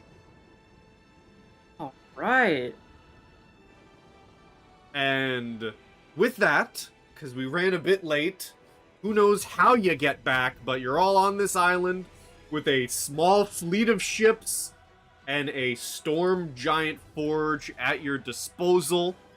But we will end there as I put back on our lovely tavern music. Thank you guys for playing. Thank you all for being available. Good shit. Even though it is after the fact, I do want to wish our dearest Rat King, our dearest Entrapta, happy birthday. This game happened for their birthday. So very happy birthday. Best birthday gift ever. Happy I'm birthday. glad you had fun. I'm glad everyone had fun. I'm so happy we got to see the fabled return of Quashie. And Indeed. Happy birthday. This was very fun. I before I end the recording, I needed in voice here. As I was figuring out the enemies to throw at you all, I think I went well with Aarakocra and Dragon. Originally I was just gonna throw Storm Giants at you, and then I was like, well, no, Storm Giants are kind of strong. I'm gonna kill them all. We are pretty powerful. We are pretty high level, but Storm Giants, yeah, are strong. Yeah, Storm Giants are kind of strong. But yes, thank you all for playing. This was a lot of fun. Hell yeah. I had a lot of fun running it. We'll have a one shot to face a Frost Giant. And I think that'd be cool. we'll see. Yeah, maybe. We'll see. But we'll see what happens in, 3 years from now when someone else runs a game. But yeah, that's been the Battle of the Maelstrom Forge. Thank you for playing.